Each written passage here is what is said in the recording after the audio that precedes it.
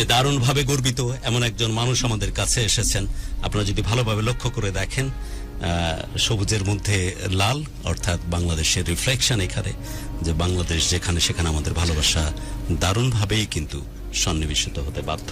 এবং আমি যতদূর জানি আজকের গেস্ট যিনি আছেন তিনি হচ্ছেন ব্ল্যাক বেল্ট। অলরেডি আপনারা দেখতে হয়তো পাচ্ছেন যে আমার ছোটবেলা থেকে ইচ্ছে ছিল যে নিজের প্রোটেকশনের জন্য, স্পেশালি তারা কখনোই চিন্তা করে না যে আমি ফাইট করব, কাউকে ডিফিট করব, কাউকে আঘাত করব, বাট প্রোটেকশনের জন্য, বাট এটাকে একটা আর্ট হিসেবে চিন্তা করে তারা দিনের পর দিন নিরবিচ্ছিন্নভাবে পরিশ্রম করে।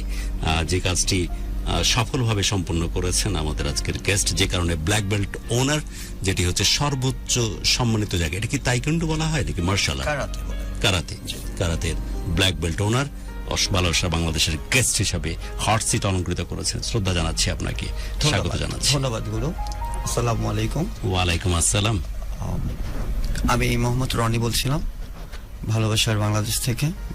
ধন্যবাদ জানাই বাংলাদেশকে, ভালোবাসার বাংলাদেশকে। আমার পরিচিতি বলছি, আমার হোম ডিস্ট্রিক্ট হচ্ছে রংপুরে। আমরা সব তো একই দিকের লোক মানুষ, উত্তরবঙ্গ। আমি বিলং টু রাজশাহী অ্যাকচুয়ালি। জি গুরু, আমার বেড়ে ওঠা রংপুরে, কিন্তু আমার দাদার বাসা হচ্ছে বগুড়ায়। তো আমার যেহেতু আজকের গল্প হচ্ছে আমার মাকে নিয়ে। দাদার বাসা কি যাওয়া হয়? মাঝে মাঝে যেতাম, কারণ এশিয়ার চায়ের জন্য গোটা পৃথিবী খালাস। কি সুন্দর চা বানায় তারা। আকবরিয়ার খাবারের জন্য গোটা দুনিয়াকে আমি কিন্তু পর করে দিতে পারি। কি সুন্দর টেস্ট ওদের খাবার। সাত মাথার মোড়ের জন্য দারুণ ভালো লাগায় আমি উদ্ভাসিত হই। ও আপনাদের পায়রা চত্বরের জন্য পাগল হয় আমি রংপুর।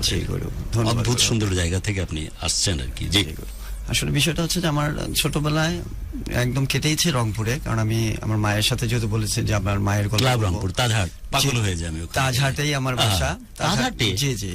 দক্ষিণা বাতাস পাওয়ার জন্য যে উপরে চিলাকোঠায় উঠে রাজা রানীরা যেমন উঠতো, রাজবাড়ি আছে একটা। আমি তো রাজা ফিল করতেছিলাম ওই সময় যখন দক্ষিণা বাতাস নেওয়ার জন্য একদম টপ চিলিকোঠায় উঠছিলাম তাজহাটের। জি গুরু, রাজবাড়িটার পাশেই। আরে বলেন কি? আমার এতিমখানা আছে একটা, সেটার সাথে। আরে বাবা, রাজার দেশের লোক আসছে এখানে। কি নাম আপনার? আমি মোহাম্মদ শাহিদুর রহমান রনি। নিকনেম কি রনি? রনি। রনিকে স্বাগত জানাচ্ছি। তাজহাট অসম্ভব স্মৃতিময় এবং দারুণ ভালো লাগার একটা জায়গা আমার, যেখানে ঠিক তার ওই জায়গাটার পাশে। এবং ওই যে দক্ষিণা বাতাস খাওয়ার জন্য রাজারানীরা যে স্পেশালি জমিদার এবং জমিদার পত্নী যে এইটা বানিয়েছিল, আসলেই তাই। দক্ষিণা বাতাস দারুণভাবে উদ্ভাসিত করায় এবং ভালোবাসায় দারুণভাবে ভাসিয়ে নিয়ে যায়।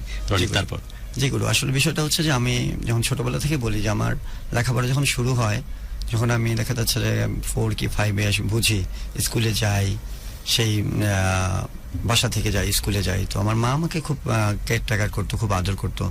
তো দেখা যাচ্ছে যে আমি স্কুলে খুব দুষ্টু প্রকৃতির ছিলাম। সেটা হলো অনেক প্রকার দুষ্টুমি করতাম। যেহেতু আপনি যেহেতু রাজবাড়িতে গিয়েছেন, ওখানে অনেকগুলো পুকুর আছে। দেখা যাচ্ছে স্কুল ছুটির পরে ছোট ছোট করে পুকুর, হ্যাঁ, ওই পুকুরে আমার ফ্রেন্ডরা যে গোসল করতাম, মাছ ধরতাম, ডাব গাছে উঠতাম। যেহেতু আপনি রাজবাড়িতে গেছেন, অনেকগুলো ডাব গাছ আছে কিন্তু। হ্যাঁ, তো আমি দেখা যাচ্ছে যে এতই দুষ্টু ছিলাম যে ওদের সাথে খেলতে চলে। কিন্তু আপনাকে দেখে কিন্তু লক্ষ্মীমন্ত টাইপের মানুষ মনে হয়। আমাদেরকে দেখে যেমন লোকে ভাবে যেটা পাকনা, এবং সার্টিফিকেট দিয়ে দেয় যে বেশি পাকনা, এটা সেই দুষ্টু মিষ্টি টাইপের মনে হয়। দুষ্টুটা এত বেশি এই ছিল। দেখা যাচ্ছে যে গুরু, আমার বাবা দেখা যাচ্ছে, যদিও বা দেখা যাচ্ছে আমার দাদার বাড়ি হচ্ছে বগুড়া বলেছিলাম, আমার বাবা ওই অত্র এলাকায় উনি ছিলেন বিএসসি মাস্টার। মানে সে ওই এলাকার মধ্যে শুধু একমাত্রই বিএ পাস ছিলেন আমার বাবা। তো আমার বাবা একজন কেমিস্ট ছিলেন। সয়াবিন তেল ফ্যাক্টরি, যে আমরা সয়াবিন তেল খাই, এই ফ্যাক্টরির উনি কেমিস্ট ছিলেন। তো দেখা যাচ্ছে যে আমার বাবার চাকরি জীবনটা শুরু হয় রংপুরে। তো দেখা যাচ্ছে যে আমার নানা দেখা যাচ্ছে যে আমার বাবাকে খুব আদর করে ভালোবেসে দেখা যাচ্ছে আমার মাকে গিফট করেছে। সেই তুলনায় দেখা যাচ্ছে যে আমি আসলে নিজেও মনে করি যে এমন একটা সুন্দর মায়ের গর্ভে আমি জন্মেছি। সেজন্য আমার মাকে আমি অনেক দোয়া চাই আমার মায়ের জন্য। তো বিষয়টা শুরু করবো আমি এইভাবেই যে আমার বাবা যেহেতু মারা গেছেন, তো আসলে সব মিলিয়ে আমি একটু আপসেট বোধ না। দেখা যাচ্ছে ছোটবেলা থেকে যেহেতু শুরুটা, তো সে দুষ্টু প্রকৃতির কথাটাই আমি বলতে চাচ্ছি বারবার, যে আসলে আমার বাবা যখন যৌবন সেতু আপনাদের হয়নি, তখন দেখা যাচ্ছে যে ওখানে যে ওই আমাদের যে রেল স্টেশন আছে। একটু দাঁড়াবেন রনি, আমি অবশ্যই অ্যাডজাস্ট করে দিই। গুরু যেহেতু অ্যাডজাস্ট করছে, এই টাইমে আমি একটু রনি ভাইয়ের কাছে একটা জিনিস জানতে চাচ্ছি। রনি ভাই, যে আমরা শো এর স্টার্টিং এ দেখলাম যে আপনি হচ্ছেন যে কারাতে প্রশিক্ষক এবং আপনি ব্ল্যাক বেল্ট। জি, তো জি, জি। কারাতে শুরুটা কিভাবে হলো? জি, থ্যাংক ইউ। আসলে আমি বলার চেষ্টা করতেছি ওভাবেই। তো ছোটবেলাটা থেকে যে দুষ্টু প্রকৃতির স্কুলে গিয়েছি, তো দেখা যাচ্ছে ওই আমাদের রংপুর রবার্টসনগঞ্জ স্কুল, তো সেখানে দুটো ছেলে আলাপ করছে যে আমি হলুদ ইয়েলো বেল্ট আর তুমি হোয়াইট বেল্ট।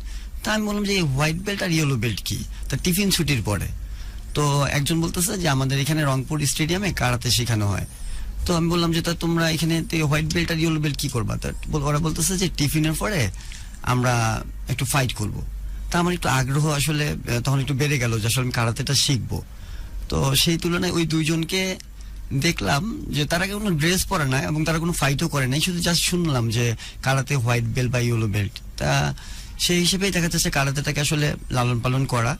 তো ওই আমার যেটা বলতে চাচ্ছিলাম যে যেহেতু আমার রংপুর বাসা, তো ওই দুষ্ট প্রকৃতির কারণে আমার বাবা দেখা গেল যে রংপুর থেকে দেখা যায় আমাদের যে যমুনা সেতু হয়নি, যখন ওই ফ্যাক্টরিটা যখন কোম্পানিটা যখন চলতেছিল না, তখন তার আগমন ঘটে হলে নারায়ণগঞ্জের রূপসীতে। তো আমার বাবা একাই চলে আসে নারায়ণগঞ্জের রূপসীতে, মেবি দেখা যাচ্ছে উনি 1988 সালে চলে আসে। তো আমাকে আমার মা দেখা যাচ্ছে বাবাকে বললো যে রনি তো স্কুল ছুটির পরে সেই যে গোসল করে, দেখা যাচ্ছে দুষ্টুমিটা বেশি বেড়ে গেছে, ওকে নিয়ে যাও।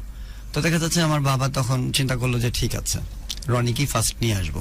তো দেখা যাচ্ছে আমরা 4 ভাই, বড় ভাই রতন, তারপরে রনি, আমি, জনি এবং সনি। তো 4 ভাইয়ের ভিতরে আমাকেই উনি চুজ করলো যে আমাকেই নিয়ে আসবে। তা এট ফার্স্ট ওনার কর্মজীবনে সেই রূপসী গ্রামে আমাকেই নিয়ে আসে, আর কাউকে না, ফুল ফ্যামিলি রংপুরে থাকে। তো আমাকে নিয়ে আসার পরে বাবা চিন্তা করলো যে কি করবে এখন আমাকে। তখন উনি চিন্তা করলো যে আমাকে ধানমন্ডি সানরাইজ প্রি ক্যাডেটেড স্কুলে ওখানে উনি ভর্তি করাবেন। তো ওখানে তো রিটেন দিতে হয়, পরীক্ষা দিতে হয়। তো আমাকে ওনার যে পিএস আছে তাকে দিয়ে পাঠিয়ে দিল এবং দেখা যাচ্ছে আমি ওখানে পরীক্ষা দিলাম এবং রিটার্নে টিকলাম। টিকার পরে দেখা যাচ্ছে যে সেই আপনার 90 দিকে যেখানটা 1 লাখ টাকা ভর্তি। তো বাবা বললো যে ঠিক আছে তুমি এখানে আবাসিকেই থাকবে। তো ডিসিশন হয়ে গেল। তো বললো রিটার্নের পরে ভাইবাও পরীক্ষা দিতে হয়। তো সবকিছু করে তো বললো যে ঠিক আছে তো তোমার পরীক্ষা শেষ হয়ে গেছে, তা তুমি বাসা থেকে ঘুরে আসো। তো আবার রংপুরে রিটার্ন ব্যাক, বাসায় গেলাম, আম্মুর সাথে দেখা, সবার সাথেই দেখা। তো আবার কিছুদিন পরে দেখে যে আব্বু ফুল ফ্যামিলি নিয়ে আসছে সেই নারায়ণগঞ্জের রূপসীতে। তো তখন দেখা গেল যে সে ওই আবাসিকটাই আর দিল না, তখন ওইখানকার যে আশেপাশে যে স্কুল আছে সেখানে আমাকে দিল। তো দেখা গেল যে আপনার আমি, তারপর আমার ছোট ভাই, তারপর তার ছোটটা, সবাই লেখাপড়ার জীবন শুরু করলাম। তো তখন দেখা গেল যে যেহেতু বাইরের স্কুলগুলোতে দেখা যাচ্ছে অনেক ফ্রেন্ডদের সাথে দেখা যাচ্ছে যে চলাফেরা, তো তারা কিন্তু দেখা যাচ্ছে যে একটা আবাসিক স্কুলে যেরকম ওরকম না, তা তারা অন্যরকম আলাপ করে, যেগুলো আমিও মাঝে মাঝে বুঝি। তা দেখা যাচ্ছে ওখানে দেখা গেল যে এই কারাতের পর্বটা, সেটা 1990 সাল। তো দেখা যাচ্ছে যে 90 সালে ওই বিটিভিতে উস্তাদ জাহাঙ্গীর আলম, আমার শ্রদ্ধেয় উস্তাদ জাহাঙ্গীর আলম, উনি কারাটে প্রশিক্ষণ করাচ্ছেন। তো দেখা যাচ্ছে রামপুরা টেলিভিশনে ওখানে উনি নিজে প্রশিক্ষণ প্রদান করেন। উস্তাদ জাহাঙ্গীর অ্যাকচুয়ালি কারাতের গুরু হিসেবেই তাকে দেখা হয়, গ্র্যান্ড মাস্টার উস্তাদ জাহাঙ্গীর আলম। তো উনি নিজে হাজীপাড়া রামপুরায় প্র্যাকটিস করান। তো আমি আমার ভাইয়াকে বললাম যে আমি কারাতেটা শিখবো। তো মা বাবা সবাই বলতেছে যে এটা শিখার কি দরকার, তুমি অন্য খেলা শিখো। তো কেউ দিতে রাজি না। তা আমি বললাম যে না, আমি কারাতেটা শিখবো। তো আমার বড় ভাইয়া তখন চিন্তা করলো যে ঠিক আছে, ও যখন এত চাচ্ছে তা ওকে দেয়া যাক। তো আমি দেখা যাচ্ছে যখন বায়না ধরছি শুক্রবার সকালে শিখায়, তো আমাকে রামপুরা টেলিভিশনের এখানে এনে হাজীপাড়ায় আমাকে প্র্যাকটিস করানো শুরু করে। তো আমি দেখা যাচ্ছে বেল্টের ক্লাসিফিকেশনটা কি, এটা হচ্ছে প্রথমে ভর্তি হতে হয়, হলে দেখা যাচ্ছে একটা ড্রেসের সাথে হোয়াইট বেল্ট পায়, হোয়াইট বেল্ট পায়, তারপর দেখা যাচ্ছে শিক্ষাটা শুরু হয়। আমরা দেখতে পাচ্ছি আপনি যেভাবে দেখাচ্ছেন। হোয়াইটের পরে কি? হোয়াইটের পরে হচ্ছে ইয়েলো বেল্ট, তারপরে অরেঞ্জ বেল্ট, তারপরে হচ্ছে গ্রিন বেল্ট, তারপরে ব্লু বেল্ট, তারপরে ব্রাউন বেল্ট, দেন তারপরে ব্ল্যাক বেল্ট। কিন্তু দেখা যাচ্ছে যে 7টা বেল্ট পেতে গেলে 6 মান্থ এইভাবে দেখা যাচ্ছে 3 মাস 4 মাস 12 মাস এরকম ওয়েট করতে হয়, পরীক্ষা এক্সাম দিতে হয়। তো এটা লং টাইম প্রসেস। তো সোজা কথা সেন্সির কাছে জানা গেল যে এটা মূলত 5 বছরের কোর্স। তো দেখা যাচ্ছে না আমি নম্বর পাত্র, আমরা জানি এটা একটা টাফ প্রসেস, নম্বর পাত্র না, যেহেতু 6, 7, 8, 9, 10 মানে আমার 97 এসএসসি পরীক্ষা দেওয়ার আগ পর্যন্ত এই ফাঁকে কিছু হেল্প করতে পারেন রনি আপনি? জি অবশ্যই। কারাতের ব্যাপারে মোটামুটি আমাদের ধারণা সবারই কম বেশি আছে যে অসম্ভব রকমের সাধনার একটি জায়গা হচ্ছে কারাতে। জি গুরু। সেই দিন মহাখালীতে ছোট্ট একটা গলিপথে আমি গাড়ি ঢুকাচ্ছি, অন আদার হ্যান্ড যে গাড়ি নিয়ে টার্ন করতেছে সে আমার গাড়িতে মারলো, ক্র্যাচ পড়লো, যেটা ডেন পেন্টে প্রায় 5,000 টাকা লাগবে। কষ্ট পাওয়ার কথা আমার, জি গুরু। সে এসে থ্রেট করলো, কারণ আমার সাথে অনেক শক্ত সমর্থ বডি বিল্ডারটাই। জি গুরু। আর সে বললো যে মানে গালি দিচ্ছিল। জি গুরু। ওই কি হয় রে ব্যাচেলার্স পয়েন্টে পুম পুম করে আওয়াজ দেয় যে ওই টাইপের বিপ টোন, কয়েকটা ব্যাক টু ব্যাক আর 10টা গালি দিল। সবকিছু গালির আগে ম শব্দটা ছিল, বুঝতে পারছিস? তো এইভাবে গালি টালি দিল, কিন্তু আসলে হি ডিজার্ভস এই কারাতে ব্ল্যাক বেল্ট টাইপের কিছু একটা, কারণ গাড়ি আমার থামানো আছে, ও টার্ন করতে গিয়ে গাড়িকে মারছে আমার। ওর প্রবলেম হয়নি, কারণ ওর বাম্পার দিয়ে আমার গাড়িকে মারছে, প্রবলেম হয়েছে আমার। তখন আমি কি করতে পারতাম? আমার এক পর্যায়ে মনে হচ্ছিল যেমন শক্ত সমর্থ ওই যে নাইজেরিয়ানদের মধ্যে অনেকটা লম্বা চওড়া ইয়ার ডোলে শুলে টাইপ ফিগার, আমাকে যদি মাইরা দিত আমি কি করতাম? এটা গরিব আদমি, দুর্বল শরীরের মানুষ, আমি কিভাবে প্রোটেক্ট করতে পারতাম? ক্যান ইউ সি ইট? এখানে যদি একটু দেখান, ধরেন মেরে দিল আমার, দেখ আমরা দেখতে পাচ্ছি যেভাবে দেখাচ্ছে, আসলে বিষয়টা হচ্ছে কি ও আমারে মাইরা দিল, আমারে বাঁচান আপনি। এটা কিন্তু গত পরশু দিনের ঘটনা বলতেছি, ক্ষতি করছে আমার। ডেন পেড করতে মিনিমাম 5 থেকে 6,000 টাকা লাগবে। তারপরও সে বের হয়ে আমাকে গালি দিয়েছে, ব্যাক টু ব্যাক 8টা গালি দিয়েছে, সবগুলো সব গালির আগে ম শব্দটা আছে। ব্যাচেলার্স পয়েন্ট দেখেন কিনা আমি জানি না, বিপ বিপ করার ছাড়া উপায় নাই যে গালিগুলো দিয়েছে আমারই। এখন আমার কষ্ট হয়েছে, তারপর আমাকে যখন টান দিয়ে বলতেছে বের হন, ভাগ্যিস আমাকে বের হন বলছে, বের হ বলিস বলেনি, এতটুকু দয়া আমারই করছে। আমি বের হয়েছি, তখন আমাকে মানে অ্যাটিটিউড এরকম এই সেই করতেছে যে কোনো সময় মেরে বসতে পারে। যদি মেরে দিত, আমি তো মেয়েটা গরিব দুঃখী আদমি, ডাল ভাত ঠিক ভাবে খাই না, কোন রকমে দাঁড়ায় আছি, এরকম আমি কিভাবে প্রোটেক্ট করতে পারতাম না? ব্যাপারটা হচ্ছে কি, যখন সে আক্রমণ করবে সে আপনাকে ডান হাত বা বাম হাত দিয়ে মারলো, ডান হাত দিয়ে মারতে মনে হচ্ছিল, ও যেভাবে এরকম করলো এ মারলো, আমি কি করবো? মারেন মারেন, আপনি সে নাইজেরিয়ান বিগ বিগ বডি, মেরে দিচ্ছেন, এই যখন করছে এটা মেরে দিলে তো মরে যাবো তো আমি, লাগছে। হ্যাঁ কি করবো আমি? সেলফ ডিফেন্স করতে হবে, ব্লক করতে হবে। দেখেন এই হাতটা দিয়ে দেখা যাচ্ছে আপনি ডান হাত দিয়ে যখন মারছেন, সবাই দেখতে পাচ্ছে, আপনি দেখেন, হ্যাঁ মারতেছে, এই বাম হাতটা আপনি ব্লক করবেন, দেখেন মারেন মারেন, আপনি তো সে নাইজেরিয়ান। এই ওই পাশ দিয়ে যেহেতু এই সাইডে আপনি আঘাত করছেন, এই মারলাম, হ্যাঁ আউটসাইড যদি মারেন তাহলে আউটসাইডে যাবে, আর যদি আপনি এখানটা গাড়ি ভাঙছে কার? আমার। জি। গালি দিচ্ছে কে? সে। মারতেছে কে? সে। মাইরা দিত, কিন্তু আমার চেহারার মধ্যে একটু মায়া মায়া ভাব দেখছি তখন মারটা শুধু দেয়নি, মাইরা দিলে কি করতাম আমি সেটা বলছি। হ্যাঁ নেন, মার দিছে, মার দেন, এই ব্লেক ব্লক দেন, দেখা যাচ্ছে এটা বলে রাইট। গুরু এই যে আপনি ব্লক করেছেন, নিজেকে রক্ষা করতে শুকালেন তো, জি। তাহলে দেখা যাচ্ছে এই সাইড দিয়ে যদি মারে, ডান হাত দিয়ে মারলে বাম হাত দিয়ে ব্লক করে, পাও তো বন্ধ থাকবে না, পরে কিক মারবেন আপনি একটা, তখন আপনি নিজেকে বাঁচার জন্য আপনি আত্মরক্ষা করতেই পারেন। সো আপনি সে নাইজেরিয়ান যে আপনার গাড়িটাকে ভাঙছেন, দেখা যাচ্ছে আমি আছি, আপনি সে আমার গাড়িটাকে ভাঙছেন, আপনার শক্তি সামর্থ্য এরকম, মারেন আমারে, ওয়ানে মারছে আপনি ব্লক, এটা মারছে, ব্লক দেন, একটা কিক মেরে দিলেন আমার, আমি মেরে দেওয়ার সাথে হ্যাঁ, আর কত সহ্য করব? কোন জায়গায় মারবো দেখায় দেন, যে কোনো এক জায়গায় মারে দিলেন, বেশি নিচে মারা যাবে না, উপরে মারতে হবে। আমি মাঝামাঝি জায়গায় টার্গেট করার চেষ্টা করতেছি, মারতে পারবো? ওকে দেন, শুরু করেন আপনি। সে নাইজের 1 সেকেন্ড, গাড়ি বুম, ওকে গাড়ি আমার দাঁড়ানো অবস্থায়, আমি একটা জিনিস নিচ্ছি, পানি নিচ্ছি দোকানটাতে, গাড়ি নিয়ে এসে বুম, এইবার ওই বেটা বার হয়ে এসে ম দিয়ে 8টা গালি টানা, তারপর বলে বাইর হইতে, বাইর হলাম, এবার সালা মারতে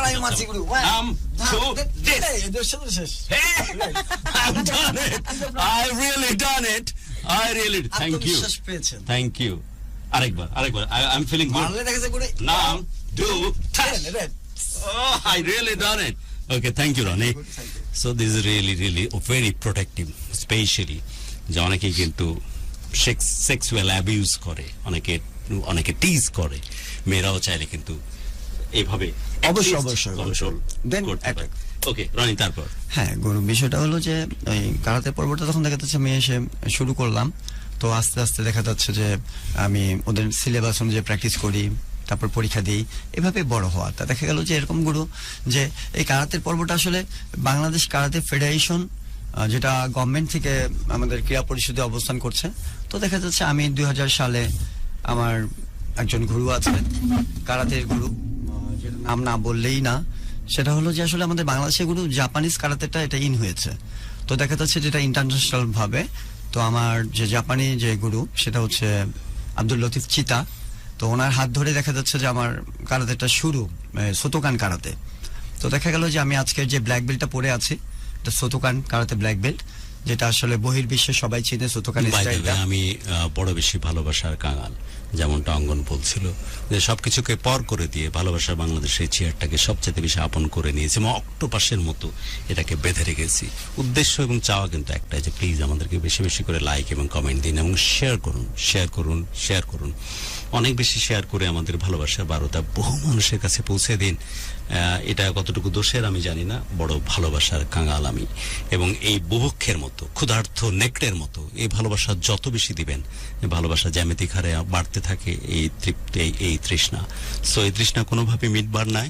আমি যতদিন বেঁচে থাকবো এই পৃথিবীতে, ডেফিনেটলি আপনাদের ভালোবাসা পাওয়ার জন্য এরকম ভাবেই পাগল থাকবো। সো প্লিজ বেশি বেশি করে শেয়ার করুন, বহু মানুষের ভালোবাসার কারণ আমাদেরকে হওয়ার সুযোগ করে দিন। কারণ ইন্টারনেট এই ওয়ার্ল্ডে অনেক রকমের নেগেটিভ বা অনেক রকমের প্রবলেমেটিক কন্টেন্টে ভরা, সেখানে আমরা কিন্তু সুস্থ বিনোদনের চর্চা করি, বহু মানুষের কাছে ভালোবাসার বার্তা পৌঁছে দিই।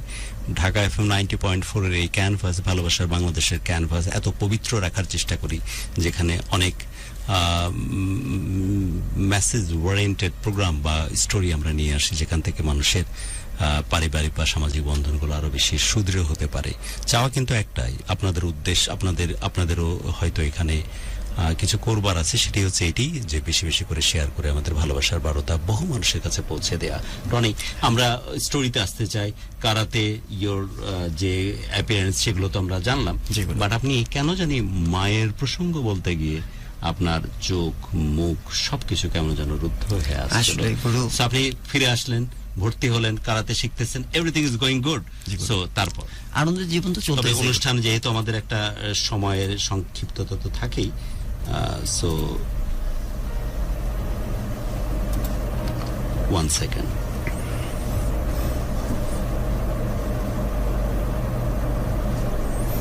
নওয়াজ, বাবজান অনেক দোয়া তোর জন্য, বাবজান অনেক অনেক দোয়া তোর জন্য। আমি তোর টেক্সট দেখিনি, এখন দেখলাম যে তোর মা নাকি অনেক বেশি অসুস্থ এবং আইসিইউতে আছে। অনেক প্রার্থনা খালাম্মার জন্য। মায়ের চাইতে ইম্পর্টেন্ট কিছু নাই নেওয়াজ। নেওয়াজ, তুই আমাদের যতই দর্শক শ্রোতা থাকুক, ঢাকা FM এর সবচেয়ে যত্নবান দর্শক এবং শ্রোতা তুই। এবং আমরা জানি যে বাংলাদেশের ওই পার থেকে, ইন্ডিয়া থেকে প্রায়শই আমাদের প্রোগ্রাম, সবসময় আমাদের প্রোগ্রাম তুই শুনিস এবং কত যত্ন করে, মহব্বত করে আমাদেরকে ভালোবাসিস। নট অনলি ভালোবাসা, বাংলাদেশ ঢাকা FM এর প্রত্যেকটি প্রোগ্রামের সাথে তোর কানেকশন সত্যি সত্যি দারুণভাবে অ্যাকনলেজ করতে হয়। এখন টেক্সটটা চোখে পড়লো যে তোর মা অসুস্থ এবং আইসিইউতে আছেন তিনি। দোয়া করি, সবাইকে সাথে নিয়ে দোয়া করি খালামা যেন সুস্থ হয়ে যায় এবং খালামার কাছে আমাদের ভালোবাসার বার্তা পৌঁছে দিস। খালামাকে জানাস যে আমরা সবাই মিলে প্রাণ খুলে দোয়া করছি, সবকিছু ঠিক হয়ে যাবে নেওয়াজ, সবকিছু ঠিক হয়ে যাবে। অনেক দোয়া তোর মায়ের জন্য, স্পেশালি আমাদের খালাম্মার জন্য। ওকে রনি, বলছিলেন আপনার মায়ের কথা। বিষয় হলো যে আমার তো কারাতে শেখা শেষ হলো, ব্ল্যাক বেল্ট পেলাম, তো আসলে আমার ফ্যামিলিতে সবাই উইশ করলো। তো তখনও আমার বাবা বলেছিল যে কারাতে যেহেতু প্রশিক্ষণ হয়েছে, তুমি কি এটা নিয়েই থাকবে? তখন আমি বললাম যে জি আব্বু, আমার আসলে এটা ভালো, তো আর দেখা যাচ্ছে এটা যেহেতু জাতীয় খেলা, তো আমি নিজেও একজন প্রশিক্ষক হয়েছে, আমি এখন নিজেও ট্রেনিং করাতে পারবো। সরাসরি আপনার কোর স্টোরিতে আসতে চাই রনি, যেহেতু সময়ের একটা পাবন্দি আছে। জি প্লিজ। এরপরে যাচ্ছি গুরু, আসলে বিষয়টা হলো যে তারপরে দেখা যাচ্ছে 2000 সালে আমার বাবা মারা যান, তো এই রূপসীতে। তো দেখা যাচ্ছে আমরা আমাদের বাবার লাশটাকে এখান থেকে নিয়ে যাই আমার দাদার বাড়িতে। তো নিয়ে যাওয়ার পরে দেখা গেল যে সেখানে আমার বড় চাচা তারা এখানে আগমন করে, এত বছর পরে তারা আসে। তো দেখলাম যে তখন তো আমরা তো কান্নাকাটি করছি, যেহেতু বাবার লাশ কোথায় দাফন হবে, কেন আমরা তো এখানে দিব না কোথায় দিব। তো যে কোম্পানিতে যিনি ছিলেন, তো তিনি বললেন যে উনি যেহেতু কেমিস্ট ছিলেন, তোমার বাবা অনেক ভালো ছিলেন, তো তোমরা বাসায় যদি নিয়ে যেতে চাও টাকা পয়সা দিয়ে দিচ্ছি, ট্রাকে করে তোমার বাবাকে নিয়ে যাও। তো আমার মায়ের সাথে দেখা যাচ্ছে আমরা 4টা ভাই চলে গেলাম চাচার সাথে সেই দাদার বাড়িতে। তো দেখা গেল যে দাদার বাড়িতে আমার বাবার লাশ দাফনের পরে এখন ওনারা যে জিনিসটা করলো সেটা হলো যে তারা বলল যে তোমরা যেহেতু ঢাকায় বড় হইছো, তো তোমরা ঢাকায় থাকবে, তোমাদের এখানে কিছু নাই বা কিছু এরকম কিছু বলে নাই। তো আমার বড় ভাই বললো যে ঠিক আছে, চাচারা যেহেতু কিছু বলে নাই, তাহলে আমরা চলো আমরা এখানে চলে আসি। তো আমার বড় ভাইয়ের সাথে আমার আম্মু আর আমরা 4টা ভাই চলে আসি, আব্বু যে জায়গাটা চাকরি করতো। তো আসার পরে আমার মা আমাদেরকে আগলিয়ে ধরে রাখছে, 4 ভাইকেই রাখছে। তো দেখা যাচ্ছে বড় ভাইয়া বললো যে ঠিক আছে তাহলে এখন যেহেতু 2000 সাল, তো বাবা তো যেহেতু নাই, তাহলে আমরা আসলে 3টা ভাই, তুমি, আমি, জনি আর সনি লেখাপড়া করতে থাকবো, আমরা 3 ভাই দেখা যাচ্ছে যে আমরা একটু কর্মে প্রবেশ করি। তো দেখা যাচ্ছে বড় ভাইয়া গার্মেন্টসে চাকরি নিল, আর যেটা ছোট ভাই জনি, আমার জনি ছোট ভাই, সে করলো কি আব্বুর অফিসে, যেহেতু সে মাস্টার্স কমপ্লিট করে নাই, তো আব্বুর অফিসে তার ক্যাজুয়ালে একটা চাকরি হলো। Okay. তারপরে সে চাকরি জীবন শুরু করলো, আর সনি লেখাপড়া করে। আমার চাকরিটা কোথায় হবে এখন? আমার চাকরিটা রূপচাঁদা সয়াবিন তেল, সেটা পাশেই ছিল। তো দেখা যাচ্ছে তখন আমি এইভাবে আপনার কাজ শুরু করলেন। হ্যাঁ, মায়ের কাজ অবস্থা শুরু কি করলাম। তখন? মা তো আছে, মা আমাদেরকে দেখে রাখছে। বড় ভাই চাল, তারপরে একজন কাঁচা বাজার, একজন বাসা ভাড়া, এই তো আমাদের জীবন শুরু হলো। তো বড় ভাই দেখা যাচ্ছে বাবা মারা যাওয়ার 17 মাস পরে বিয়ে করলো গার্মেন্টস এর একজন মেয়েকে, বললো যে আমি আর চাল টাল দিতে পারবো না। তখন দেখা গেল যে বড় ভাই আলাদা হয়ে গেল। তারপর মা দুম্মার পাত্র না, আমাদের 3 জনকে নিয়ে শুরু করলো তার জীবন। আর বড় ভাইয়া চলে গেল ভাবিকে নিয়ে। তো দেখা গেল যে ছোট যেটা আছে জনি, যেখানে চাকরি হলো, আসলে কি গুরু, সবাই হয়তো বা সব জায়গায় সৎ থাকে না। তো দেখা যাচ্ছে আমার বাবা যেরকম ছিল আরেকজন সেরকম না। তো দেখা যাচ্ছে বাবার অ্যাবসেন্সে যে জায়গাটায় জনির অফিসে যে নিয়ে আসছে, তো দেখা যাচ্ছে রাতের অন্ধকারে 1 ট্রাক সয়াবিন তেল চলে যাচ্ছে শুক্রবারের দিন, উইদাউট গেট পাস ছাড়া, রিসিপ্ট ছাড়া চলে যাচ্ছে। তো এই মুহূর্তে জনি ছিল দায়িত্বে। তো আসার পরে বলতেছে, তোমার বাবা ছিল খুব ভালো মানুষ, কিন্তু তুমি এটা কি করে কাজ করলা, গেট পাস কিভাবে দিলা? তখন সেই বলতেছে, আমার ছোট ভাই বলতেছে যে স্যার আমি তো দেইনি, আপনি আমাকে বলেছেন বিধায় তো আমি ট্রাকটা বাইর করেছি। তখন দেখা যাচ্ছে যে মালিক ঢাকা থেকে ওখানে আসছে, আসার পরে বলতেছে কেমিস্ট সাহেব তো ভালো ছিল, তা তুমি এরকম কিভাবে কাজটা করলা? 1 ট্রাক সয়াবিন তেল তুমি গেটের বাইরে উইদাউট চেক ছাড়া, আর আমি তো শুক্রবারের দিন মাল ডেলিভারি চাই না। তো সবাই বলতেছে সরি বলো। তো যেহেতু আমরা আসলে সৎ বাবার ছেলে, কারোর কাছে মাথা নত করার মতো না, ব্যাপার হলো যে সে তখন মাথা নত করবে না ছোট ভাই। তো বলতেছে ঠিক আছে তোমার চাকরি নাই, তুমি আজ থেকে আর করতে পারবে না। তাহলে দেখা গেল যে বড় ভাই আলাদা হয়ে গেল, ছোট ভাইটা চাকরিচ্যুত হয়ে গেল, তখন আমি আছি। তো দেখা যাচ্ছে আমি একা কিভাবে এই ফ্যামিলিটাকে দেখবো। তো তখন দেখা যাচ্ছে মা বললো যে তাহলে এক কাজ করি, তাহলে চলো আমরা আমাদের দেশে বেড়ে চলে যাই। তা আমি বললাম যে তাহলে আমার কারাতেটা এটা এখানেই থাকবে স্টপ, ওটা তো তুমি ওখানেও করতে পারবা। তখন আমার আম্মু আমাকে নিয়ে খালা বাসায় চলে গেল। তো ছোট ভাই যেটা জনি, সে বললো যে ঠিক আছে, তা সনিকে কি করি, তা সনি তো ক্লাস 3-তে পড়ে, তো তাকে আমরা এক কাজ করি চাচার বাসায় দেই। তো চাচার বাসায় সে তখন দেখছে সেই বগুড়া দাদার বাড়িতে সনিকে রেখে আসে জনি, আর আমি চলে যাই খালার বাসায়। তো খালা বলতেছে যে তোমার বাবা তো চলেই গেছে, তা তোমার বাবা তো সারা জীবন ভাই করেছে। তা আমরা তো আসলে ফ্যামিলি ব্যাকগ্রাউন্ড এত কিছু জানতাম না, ঈদের মধ্যে শুধু বাসায় যেতাম। তখন খালারা বললো যে সে শুধু তোমাদের চাচাদেরকেই দেখেছে, তা এখন তোমার আম্মু যদি বেশি হয়ে যায় তুমি রেখে চলে যাও। তা আমি বললাম যে আম্মু তাহলে তুমি কি করবা এখন? তা আম্মু তো কোনো ডিসিশন নিতে পারতেছে না, সে তো একা। এখন 4টা ভাই ছিলাম, আলাদা আলাদা হতে হতে এই অপোজিশন। তো আমি আম্মুরে কি করলাম, আম্মু কি অবস্থা তাহলে? কেউই সাথে নাই মায়ের? না, সে বড় ভাই চলে গেল, ওগুলো তো আমরা শুনেছি, আপনি ছাড়া কেউ সাথে নাই? আমি ছাড়া আর কেউ নেই। তা আমি বললাম যে আম্মু তুমি তাহলে এক কাজ করো, তুমি আমাদের বাসাটায় থাকো, মায়ের বাসাটায় 2টা রুম, তুমি এখানে থাকো, আমি দেখি ঢাকায় যে কারাতের যে উস্তাদ আছে তার সাথে কিছু কথা বলে কিছু একটা করতে পারি কিনা। তো দেখা যাচ্ছে আমি আসলাম ঢাকায়। আসার পরে দেখা গেল যে কে কাকে কিভাবে দিবে, আসলে একটা সুদৃষ্টি দিবে। তো টিচার দ্বারা বললো যে ঠিক আছে তুমি শাখা যে করবা, শাখা করলে তো এটা লং টাইম প্রসেস থাকতে হবে তোমার। তো যাই হোক আমার একটা আপনি আপনার মতো স্ট্রাগল করতেছেন, কিন্তু বাকি ভাইগুলো যে 4 ভাইয়ের কথা বলছেন তারা কেউ না মায়ের সাথে আর কারো যোগাযোগ নেই। মা কেমন আছে তাহলে? মা একাই। পরে দেখা গেল যে আমি মায়ের কাছে গেলাম, বললাম যে মা তাহলে তুমি আমার কাছে আসো, আমার সাথে একটা লোকের মোটামুটি পরিচিত হয়েছে, তুমি আসো। তো মা আমার সাথে আমার কথা শুনে আমার সাথেই আসলো, ঢাকায় আসলো। আসার পরে আমার সাথে যে একটি লোকের যে পরিচয় হয়েছে, তার বাসা হচ্ছে আপনার সেই ময়মনসিংহ ভালুকা, সেটা হলো 2003 সালে। তো দেখা যাচ্ছে এইভাবে আসলে কমিউনিকেশনটা এরকম হলো। তো ওই লোক বললো যে তুমি যেখানেই যাও না কেন তোমার মাকে সাথে রাখবা, মা বিহীন তুমি না। তখন আমি ভাবলাম যে ঠিক আছে, তো মাকে নিয়ে ওনার বাসায় গেলাম। এখন উনি যে একটা পূর্ব একটা পরিকল্পনা করছে সেটা তো আমি জানি না। তো দেখা যাচ্ছে যাওয়ার পরে উনি বললো তুমি আমাদের বাসায় থাকবা, খাবা, তোমার মাকে নিয়ে থাকবা, খাবা। ঠিক আছে আছি। তো ওনার মেয়ে আসছিল 2টা, তো 2টা মেয়ে ছিল। তো একটা মেয়ের নাম হচ্ছে লাভলি, একটা মেয়ের নাম হচ্ছে লাকি। একজন পরে ক্লাস 6-এ আর একজন পরে ক্লাস 4-এ। তো দেখা যাচ্ছে আমি তখন 17 কি 18 বছর বয়স হবে আমার, আর মেয়েটার বয়স হবে 12 বছর। তো দেখা যাচ্ছে গুরু এরকম হলো যে যেহেতু মা ওখানে প্রেজেন্ট, একটা হুজুর ডেকে বললো যে ঠিক আছে তোমরা এখানে তো যেহেতু ঘর বাড়ি নাই, তো ওর সাথে বিয়ে দিয়ে দিল কাবিন ছাড়া। তো দেখা যাচ্ছে যে আমরা লাভলির সাথে আমার বিয়ে দিয়ে দিল। তো দেখা যাচ্ছে ওর সাথে আমার ভালোবাসা, ওকে বিয়ে করব এবং আমিও রাজি ছিলাম। তো দেখা যাচ্ছে আমার যে ভাইরা আছে, বড় ভাই আছে, জনি আছে, আপনি ভালোবাসতেন লাভলিকে? ভালোবাসতাম ওকে। দেখা যাচ্ছে যে হ্যাঁ। ভালোই তো। না আসলে ওকে ভিতরে ভিতরে ভালোবাসতাম, যে ভালোবাসাটা ওখানেই সৃষ্টিটা হয়েছে। এই চেহারার মধ্যে হ্যাঁ। ব্লাশিং।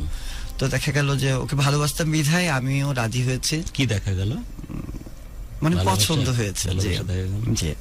তো দেখা যাচ্ছে গুরু যে ও আমাকে এত বেশি ভালোবাসে, ও আমার কারাতেটা ভালোবাসে, ও আমাকে প্র্যাকটিস করি, ও নিজেও প্র্যাকটিস করে। সকালবেলায় ভিজানো বুট নিয়ে এসে হ্যাঁ দেয়। বুট দেয়, ইসুপ জলে ভুসি দেয়, আচ্ছা, যেগুলো আমি কেমনে বললাম? আমি কি পাশে ছিলাম? তা তো জানি না তো গুরু, আপনি কিভাবে বললেন। ও টেক কেয়ার করতো আমাকে। তো ওকে বললাম যে ঠিক আছে তাহলে তো তোমাকেও প্র্যাকটিস করতে হবে। দেখা যাচ্ছে সেই ময়মনসিংহ ভালুকা থেকে এসে ঢাকায় এসেও প্র্যাকটিস করছে, সে অরেঞ্জ বেল পর্যন্ত ছিল। তো গুরু আসলে দেখা গেল যে এই কাজটা তো আপনি করছেন এই কারণে যে সাথে সাথে যেন থাকা যায়। হ্যাঁ গুরু আসলে ও সেও লাইক করতো, এবং দেখা তারপর যাচ্ছে- বিয়ে হলো। হ্যাঁ বিয়ে তো হলো গুরু 2 মাস পরেই। দেখা গেল যে কি বিয়ের প্রথম দিনই কি আপনারা ফাইট করছেন? না গুরু, ফাইটটা ওইখানে করিনি, কিন্তু ক্লাবে করেছি। স্বামী স্ত্রী? হ্যাঁ তখন তো বলেন। ড্রেস পরা, দেখা যাচ্ছে আমরা ফাইট করতাম। অনেক গুরু অনেক সুন্দর ফাইট করতো, অনেক ভালো ফাইট করতো। তো দেখা যাচ্ছে যে গুরু যেটা হচ্ছে মা যেহেতু আছে, তখন হলো কি গুরু যেটা বিষয়টা হলো যে এরকম মা আমাকে প্রচুর ভালোবাসে, আসলে আমি যা বলি তাই। তো ওই যে যিনি আমার শ্বশুর হলো, তো তিনি বলতেছে যে তুমি এখন বিদেশ চলে যাও। আমি বললাম যে বিদেশ যে যাবো তাহলে আমার কারাতেটা কি হবে? তা বলতেছে, আমি বললাম যে আমি যাবো না, আপনি আমার ছোট ভাইটাকে পাঠাই দেন, জনিকে পাঠাই দেন। জনি কোথায় থাকে? তা বললাম জনি সেই নারায়ণগঞ্জের রূপসীতে থাকে। তা বলে তাহলে খবর দাও। তো আমি আসলাম, এসে দেখি যে না জনি একটা ওষুধ কোম্পানিতে চাকরি করছে। তা আমি বললাম যে ভাইয়া আমি তো বিয়ে করছি ভালুকায়। তুমি বিয়ে করছো? তা চলো যাই। তা আমার সাথে ও ছুটি নিয়ে গেল, যাওয়ার পরে দেখলো যে এরকম ছোট্ট একটা মেয়ে বিয়ে দিছে, ক্লাস 6-এ পড়ে। তা বলছে এতটুকু ছোট্ট মেয়ে তুমি বিয়ে করছো? 8 হওয়ার কথা। না 6-এ কি 7-এ এরকম পড়ে। লাভলি 8-এ না? না না 6-এ তো লাকি। লাকি হচ্ছে 4-এ, মানে সে 7 মানে 7-ই পড়ে ওই সময় আমার কাছে মনে হচ্ছে আর কি। 7-এ। আচ্ছা গুরু দেখেন, তারপর দেখা যাচ্ছে সে আমাকে বললো যে এত ছোট। দেখা দেখি কিন্তু প্রচুর হচ্ছে। হ্যাঁ। আপনি দেখা গেল যে বলতেছেন আর আমিও প্রচুর করে দেখতেছি। এরপরে আমার গুরু- কাছে কেন যেন মনে হচ্ছে আপনারা দুজনকে দেখতেও পাচ্ছি গুরু- ফাইট করতেছেন, আর দুইজন তো ফিট ছিলেন, ফাইট সেরকম হতো। জি গুরু। দেখা গেল এরপর দেখা যাচ্ছে জনি আসলো, তো উনি যে আমার শ্বশুর সে বলতেছে তুমি 15 দিনের ভিতরে পাসপোর্ট করে ফেলো। তো বলতেছে 15 দিনের ভিতরে তো পাসপোর্ট করা যাবে না। তো যাই হোক জনিকে এমন একটা কথা বললো যাতে পাসপোর্টটা করা যায়। তার আমাদের উত্তরবঙ্গে তাড়াতাড়ি করা যায়, 21 দিনের পাসপোর্ট 14 দিনেও করা যায়। Okay. তো সে পাসপোর্টটা করে নিয়ে আসছে। আনার পরে দেখা যাচ্ছে যে আসলে ওনার মতলবটা ভালো ছিল না গুরু। সেটা হলো যে এরকম, উনি তখন বললো যে পাঠাবে না। তো ছোট ভাইটা খুব রাগ হয়ে গেল এবং অভিমান করলো। এসে আমার কিছু টেক্সট নিয়ে নি। শোয়েব লিখেছেন, গুরু এই একটা মাত্র দিন বৃহস্পতিবার বউ একটু বেশি ভালো হয়ে যায় শুধু ভালোবাসার বাংলাদেশ লাইভ দেখার জন্য, এবং অনেক বেশি কৃতজ্ঞতা সেই মানুষটির জন্য, অফকোর্স তোমার জন্য। শান্ত শিষ্ট লেজ বিশিষ্ট, এটা মনে হয় আমাকেই বলছে নাকি তোমাকে জানি কি জানি বুঝতে ও পারছি না। আচ্ছা, এটা আমরা পরে বুঝবো। চলো আকাশ ছুঁয়ে দেখি এমনটা জানিয়েছে আবির। সো প্লিজ বেশি বেশি করে টেক্সট দাও, লাইক করো, এবং সবচেয়ে বড় বেশি জরুরি শেয়ার করো। আমরা রনির সাথে আছি। রনি, বাকিদের গল্পতে অবশ্যই যাব, কিন্তু সময়ের যেহেতু লিমিটেশন আছে, জি, গুরু। প্লিজ তোমার প্রসঙ্গে সরাসরি চলে আসো।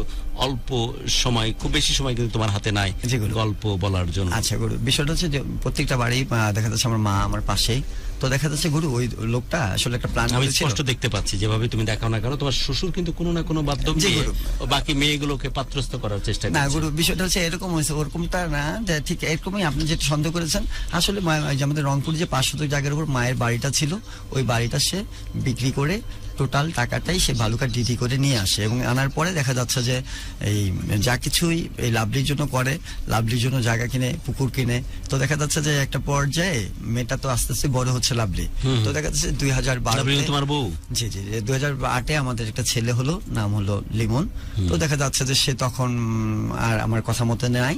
তো দেখা যায় যে একটা পর্যায়ে গুরু 2012-তে দেখা যাচ্ছে সে খুব আমাকে অনীহা করছে। তো কয়েকদিন পর বিয়ে? বিয়ের তো গুরু এটা 2003 থেকে সে 12, প্রায় তো 9 বছর অনীহা হলো। কেন গুরু তা তো জানি না। সে আর মানে সে অনেক প্রাইভেট গাড়িতে চলতে চাচ্ছে, সে অনেক বড় হয়ে গেছে, মানে অনেক কিছু সে আমাকে মানছে না। সে আওয়ামী লীগের দেখা যাচ্ছে যে সবচেয়ে বড় ওখানকার একটা নেতা হবে, এরকম একটা কিছু। তারপর দেখা গেল যে সে আমাকে যখন ওভারটেক করছে, পরে জানতে পারলাম যে গুরু আসলে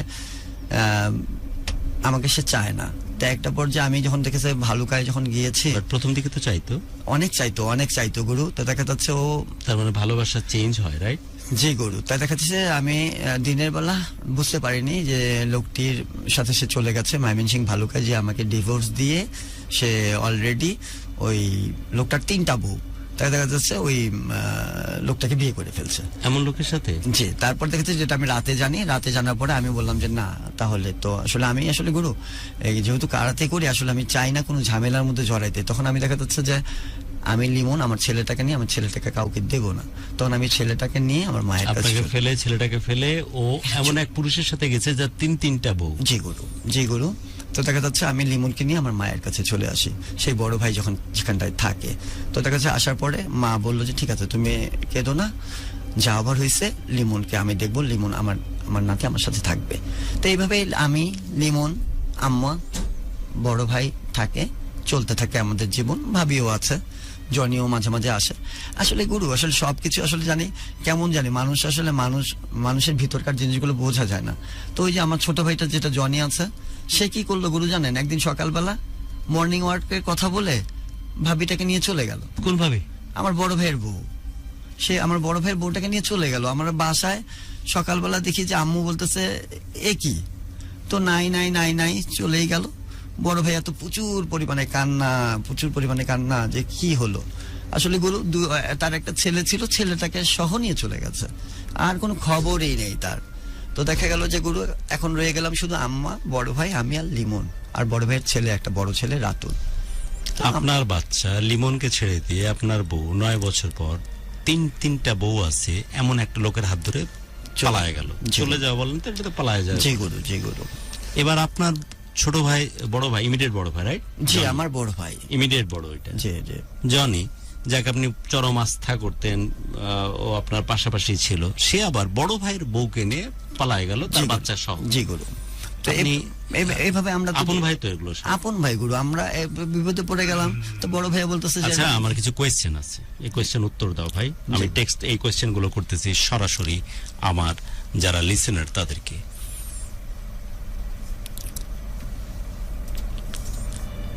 সাংসারিক জীবনে এটা কত বেশি ইম্পর্টেন্ট যে আমাকে কি রেসপন্সিবল হতে হবে যাতে করে আমার বউ বাচ্চা অনেক বেশি ভালো থাকে, নাকি আমাকে সকালবেলায় উঠে ত্রিফলা, দুপুরবেলায় যৌবনবাহার, শান্তিরস, সালসা, আর সন্ধ্যার ঠিক আগ দিয়ে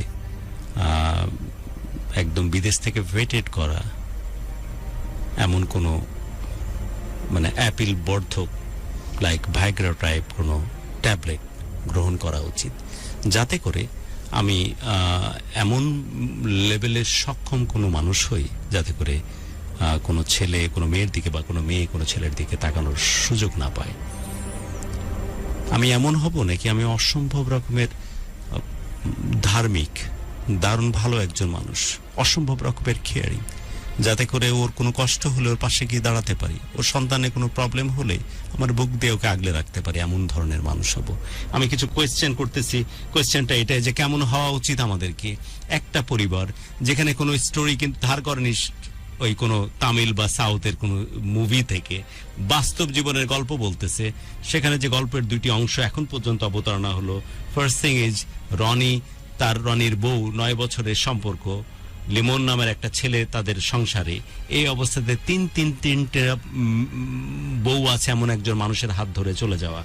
এবং সেকেন্ড যে অপশনটা আসলো সেটি খুবই মারাত্মক, এবং এই ঘটনা যদি ঘটতে থাকে তে পারিবারিক বন্ধন আর সামাজিক বন্ধন আলগা হয়ে যেতে বাধ্য।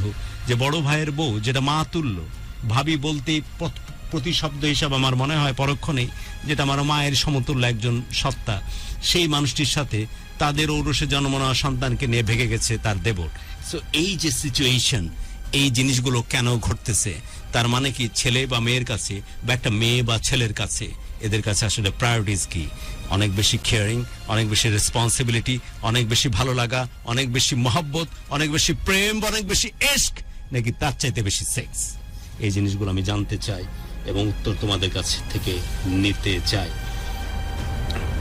অনেক দুঃখ বা এসব না, ইয়াসির লিখেছেন গুরু ভয়েস টয়েস ভালো, আমি জানি আল্লাহ it's been blessing by me. যে আল্লাহ এটা আমাকে ভালো ভয়েস দিয়েছেন। কিন্তু এই ঘটনাগুলো কেন ঘটতেছে, আপনারা কি আঙ্গিক থেকে ভাবেন, কেন এমন হয়, এর পিছনের রিজনটা কি, এর পিছনের মাঝে যেটা কি করলে এই ঘটনাগুলো ঘটবে না, এই জিনিসগুলো জানতে চাই। কোয়েশ্চেন করলাম, একটা উত্তর আপনারা দিতে থাকুন এবং আপনাদের কাছ থেকে আমি জেনে নিতে চাই।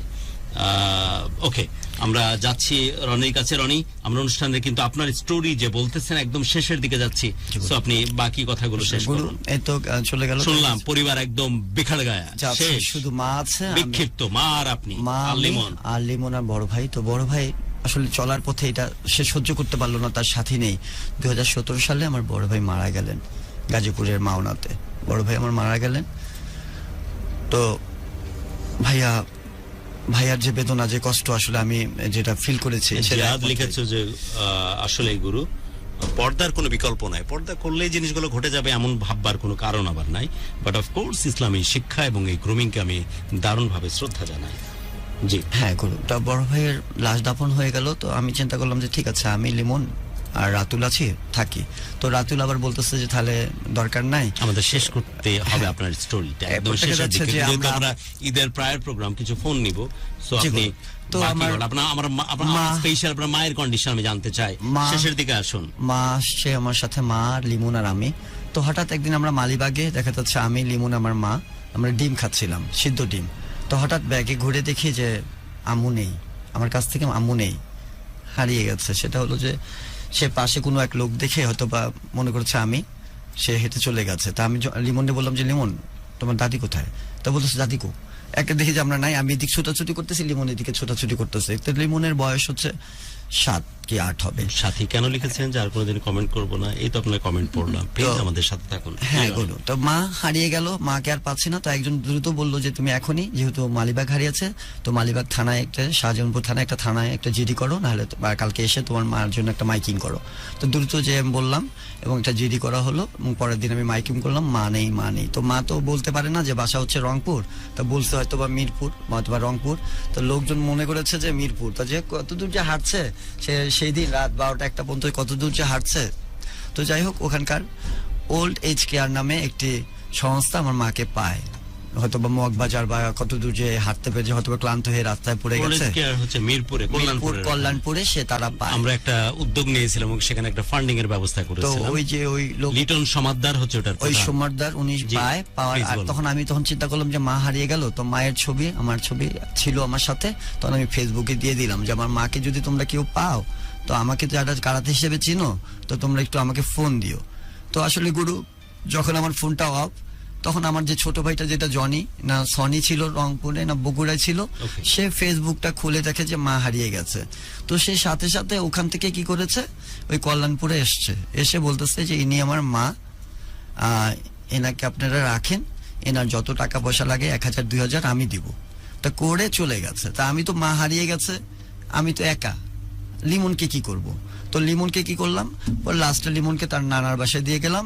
তো মা খুঁজতেছি, তখন আমার মনটা খুব খারাপ হয়েছে, আমি আর কোথায় থাকবো বাংলাদেশে, আমার ভালো লাগতেছে না। তখন আমি চিন্তা করলাম যে আমি ঠিক গোপালগঞ্জের মোল্লারহাট, সেইখানটায় আমি যাব, গোপালগঞ্জ বঙ্গবন্ধুর দেশ দেখবো এবং আমি ওখানটায় আমি যাব। তো আমি ওখানে গেলাম, যাওয়ার পরে নামছি গুরু রাতে নামার পরে সকালবেলা আমি ওখানকার প্রোগ্রাম করবো যে আমি একটা কারাতে স্কুল করবো গোপালগঞ্জে। তো এই মুহূর্তে 2 বছর পর, মানে আমার মা হারিয়েছে 18 সালে, 19-20 সাল। তো 20 সালে আমি গোপালগঞ্জে গিয়েছি। 2 বছর পরে আমার ছোট ভাই সনি ফোন দিয়েছে, দিয়ে বলতেছে যে মা তো মারা গেছে। আমি বললাম মা মারা গেছে মানে? বলতেছে যে হ্যাঁ মা মারা গেছে, তুমি যখন ফেসবুকে দিয়েছিলা আমি তার পরের দিনই পেয়েছি। তো মা হচ্ছে মিরপুর ওল্ড কেয়ার এই যে আছে, উনি ওখানে মারা গেছে। বলে মায়ের লাশ কোথায়? তো মায়ের লাশ আমি এখানে নিয়ে আসবো কি করে? তো ওখানে বলে দিয়েছি মায়ের লাশ দাফন করে দিতে। আমি গুরু ওই মুহূর্তে, আমি যে গোপালগঞ্জ স্টেডিয়ামে ছিলাম, আমি বলেছি যে মিরপুর স্টেডিয়ামে ফোন দিয়ে সুইমিংয়ে যে আমি অলরেডি আসতেছি, আমার মাকে দেখবো। তো আমি গুরু সকালবেলা রওনা দিছি, আস্তে আস্তে আমার হয়তো বা সন্ধ্যা হয়েছে। তো এসে দেখি গুরু, তারা বলতেছে যে রেজিয়া বেগম, যে আমি বললাম হ্যাঁ। দেখি গুরু আমার মা শুয়ে আছে, উনি তো মারা যায়নি, শুয়ে আছে। এত কান্না কেটেছে এই 2 বছরে। তো তারা বলতেছে আপনার ভাইকে আমরা মিথ্যে কথা বলেছিলাম যে আপনার মা মারা গিয়েছে, মিথ্যে কথা বলেছিলাম। আপনার ভাই একটিবারের জন্য আমাদের কাছে আসেনি, আর আপনার মা প্রতিটা ক্ষণ বলেছে রনি কোথায়, রনি কোথায়, এইভাবে কেঁদেছে আমার মা। পরে দেখি গুরু পায়ের এই জায়গায় অনেকগুলো আঘাত, গুরু মায়ের পায়ের এখানে অনেকগুলো আঘাত। তারা তো আসলে মায়ের প্রসাব পায়খানা এগুলো পরিষ্কার করবে না, হয়তো বা কেউ না কেউ মেরেছে আমার মাকে। তখন আমি বললাম যে আমি একজন কারাতে প্রশিক্ষক, আমি আমার মাকে নিতে চাই। তো তারা বললো যে এইভাবে তো দেবো না আপনার মাকে, আপনার মাকে যেখানে হারিয়েছেন সেখানকার থানার জিডি লাগবে। তো 2 বছর আগের গুরু আমি তো এদিকে ছোটাছুটি করতেছি, মিরপুর থানায় গেলাম, যে বললাম যে আমার মায়ের একটা জিডি করে দেন না। তো তারা বলে তোমার মা হারাইছে কোথায়, তাই এখানে তুমি জিডি পাবা কিভাবে? তো বললো যেই থানায় হারিয়েছো সেখানটায় যাও। আমি গুরু ঘুমে টুপতেছি, সারা রাত জাগনা, সেই মোল্লারহাট থেকে আসছি। তো ওইখান থেকে দেখা যাচ্ছে আমি শাহজাহানপুর থানায় গেলাম, যে ওখানে যে ডিউটি অফিসার আছে তারা বলতেছে যে ডিউটি তারিখ বলতে পারেন না, আমরা কিভাবে জিডি বের করবো? তো বসে আছি 11টা 12টা 1টা বেজে গেছে। তখন ওসি আসলো, আয়সা বলতেছে আপনারা কি পাগল হয়েছেন নাকি, একটা মায়ের একটা জিডি করে দিতে পারেন না ওকে? পরে গুরু খাতাটা উল্টায় দেখে যে হ্যাঁ আমি তারিখ যেটা বলছি মায়ের জিডিটা পাওয়া গেছে। জিডিটা নিয়ে দৌড়ায় চলে আসছে আমি। আসার পরে তারা ফটো সেশন করে আমার মাকে দিয়ে দিল। বলতেছে এনাকে নিয়ে আপনি কোথায় যাবেন? আমি বললাম যে আমি গোপালগঞ্জে নামছি, আমি গোপালগঞ্জে নিয়ে যাব। তো গুরু নিয়ে গেলাম। তো ওখানে তো আসলে সবাই আসলে ভালো মানুষ পৃথিবীতে অনেক আছে, নিজের মানুষগুলো যদি আপন না হয়, অনেক মানুষ ভালো মানুষ আছে গুরু। আর আমার এই শক্তি সঞ্চয় আমি একটাতেই আত্মবিশ্বাস আছে যে আমি কারাতে জানি। কারাতেটা শুধু গুরু মারামারি না, কারাতে অনেক মানুষকে অনেক ধৈর্যশীল করে গুরু। তো আমার মাকে নিয়ে গেলাম, মাকে নিয়ে আছে। তো ওখানকার লোকেরা সবাই বলতেছিল যে কি ব্যাপার, একটু সুন্দর একটা মা। আমার মা গুরু অনেক গরিব ঘরের সন্তান না, আমার মা এমবিবিএস ডাক্তারের মেয়ে। তো তার সাথে যে নির্যাতন গুলো করেছে সবাই, এগুলো তো আমি দেখেছি গুরু, চাচাতে থেকে শুরু করে আজকে যে মায়ের কথা বলতেছেন গুরু, মায়ের গল্প কি বলবো, আমার মা অসাধারণ আমার মা। তো ওখানে বসে আছে গুরু, তখনকার লোকেরা বলতেছে ঠিক আছে এই মাকে কে দেখবে, 75 বছর মা কে দেখবে, আমাকে কে বিয়ে করবে গুরু? আমার তো সবই শেষ, একটা মানুষের বাড়িঘর দেখতে হয়, তারপর বিয়ে শাদী দিতে হয়। ওখানকার একটা দেখা যাচ্ছে গুরু একটা ঘটকরে আমি বললাম যে দেখো যদি কেউ চায় আমার মায়ের পাশে কেউ আসতে পারে। তো গুরু আসলে অমায়িক মানুষও আছে পৃথিবীতে। ওখানেও একজন মেয়ে দেখা যাচ্ছে যে আমার এই কথা শুনে সে রাজি হয়েছে। তারপরে গুরু একটা দিনক্ষণ ঠিক করে ওখানকার লোকেরা তার জন্য শাড়ি কিনে দিয়েছে, যা যা দরকার আমাকে অনেক হেল্প করেছে। তো গুরু আসলে 2020 সালের দিকে 19 সালের শেষের দিকে দেখা যাচ্ছে হয়তো ওর সাথে বিয়ে হয়। তো গুরু ওই মাকে আমার খুব টেক কেয়ার করেও। তা আমি মনে করেছিলাম যে আসলে কি হবে আমার, তো ওরা আমাকে অনেক শ্রদ্ধা করে গুরু। আমার যে ফ্যামিলিটা এখন এসেছে গুরু অনেক শ্রদ্ধা করে, অনেকই করে, মাকে নিয়ে আগলা থাকে। আজকে 3টা বছর হয়েছে গুরু আমি মা ও থাকি। আজকে এই যে মাত্র 3 মাস হলো আমার একটা মেয়ে বাবু হয়েছে গুরু, রাইসের নাম। হ্যাঁ রাইসের নাম। তো হঠাৎ দেখা যাচ্ছে কি গুরু মায়ের যে কথাটা বলতেছেন, মা আসলে মা আমার সুস্থ সবলই ভালোই ছিল। তো হঠাৎ গুরু খাবার খাবে, এই তো এশার নামাজের সময় খাবার খাবে, লাইটটা নিয়ে বের হয়নি। তো গুরু হঠাৎ লাইটটা নিয়ে বের না হতে উনি পড়ে গেছে। পড়ে যায় গুরু, কোমরটা এমন ব্যথা পাইছে গুরু, আজকে 5 মাস ধরে মা আর উঠতে পারে না। তো উনি প্রস্রাব পায়খানা বিছানাই করে। তো আমি মাকে পরিষ্কার করে খাওয়াই, গোসল করাই। আর গুরু শুধু ফিল করি একটাই, আমি কি যে মাকে দেখতে পাবো কিনা। তো ওকে বলেছি যে আমার ঘরে আসছে, তাকে বলছি তুমি আর কিছু করো আর না করো, আমার মাটাকে দেখে রাখবে, তোমার যা টাকা পয়সা যা লাগে, তোমার খাবার, তোমার সংসার সবকিছু আমি দেবো, তুমি আমার মাটাকে টেক কেয়ার করবে। তা গুরু এইভাবেই চলছে আমার মায়ের সাথে। আজও আমি যখন আসছি আপনার এখানে মাকে বলছি মা তোমার কথা তারা জানতে চায়, মায়ের গল্প শুনতে চায়। তা আমি আসলে গুরু এই মায়ের গল্পে একটা অ্যাপ্লিকেশন করেছিলাম আপনার কাছে, যেটা আমি গত মঙ্গলবারে একটা ফোন পাই। এমন সময় গুরু আমরা আসলে মা আমিও, আর এখানে সবচেয়ে একটা মজার বিষয় আসলে গুরু আমি যার কথা বললেই না, মোল্লারহাট থেকে আমাকে আমার সাইনবোর্ডে একটা আমার ছাত্র আছে কারাতের, সে হচ্ছে জামাল খান। ও আসলে গুরু আমাকে খুব পছন্দ করে, ওকে আমি কারাতেটা ভালো করে শিখিয়েছিলাম। আসলে সেই সৌভাগ্যে সে আমাকে ফোন দেয় এবং বলে আপনার মা ভাবি রাইসাকে নিয়ে আপনি আমার এখানে আসেন। তা গুরু আমি মাত্র 1 মাস হয়েছে ওর ওখানে আসছি। তো আমাকে থাকার জায়গা দিছে, এভরিথিং ও আমাকে দেখছে। তো বলছে যে শুধু আপনার মা আর রাইসার জন্য আপনি থাকেন উস্তাদ, আপনি আমার পাশেই থাকেন সারাটা জীবন, আপনি বলেন আর কখনো আমাকে ছেড়ে যাবেন না। তো আমি আমার ছাত্রের জন্য আসলে খুব দোয়া করি যে আমার ছাত্র করেছিলাম বলে হয়তো বা আমার এখানে আশ্রয় হয়েছে। তো দেখা যাচ্ছে মাকে নিয়ে আছি গুরু এখন। তো তারপরে যে কথাটা বলবো গুরু, যেটা না বললেই না, যেহেতু মা এখনো জীবিত আছে, তখন আমার যে ছোট ভাইটা আছে গুরু, যেটা ছনে বগুড়ায় থাকে, তাকে আমি একটা ফোন দিয়ে বলেছিলাম, ভাইয়া আজকে 22 বছর হয়েছে, তুমি 2000 সালে বাবা মারা গেছে, তোমাকে রেখে আসছিলাম, তুমি তাকে মা না বলে চাচিকে মা বলো। তো এই 22টা বছর তো মা কখনো তোমাদের কাছে সকাল দুপুর রাত খাবার খায়নি, তো মার একটা হুইল চেয়ার যদি কিনে দেওয়া যেত তো অনেক ভালো হতো। তো সে গুরু এরকম বলছে গুরু। আজকেও গুরু দুপুরবেলা SMS করেছে গুরু, এমন কথা বলেছে গুরু, ও তো জানে না, ইতিহাস জানে না, কিছু জানে না। ও আমাকে অনেক খারাপ মন্তব্য করেছে গুরু, যে তুমি তোমার মার চিকিৎসা তুমি একা একা করো, আর যারা আছে গুরু, যারা আছে আশেপাশে চাচাতো ভাইরা তারা আছে, কেউ গুরু একাই আসে নাই। তো আমি আমার মাটাকে নিয়ে আছি গুরু, থাকবো, আপনাদের খালি একটু দোয়া করবেন আমার মা যে কয়টা দিন আছে গুরু আমার পাশে যেন আমার থাকে গুরু।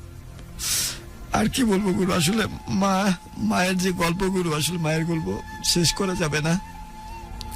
আমার মাটা এই পরিবারে আসার পরে আমাদেরকে আগলায় ধরে রাখছে, কিন্তু চারটা ভাইয়ের ভিতরে গুরু সবই তো শুনলেন, আসলে সবাই মনে হয় সমান হয় না গুরু, সবাই সমান হয় না গুরু।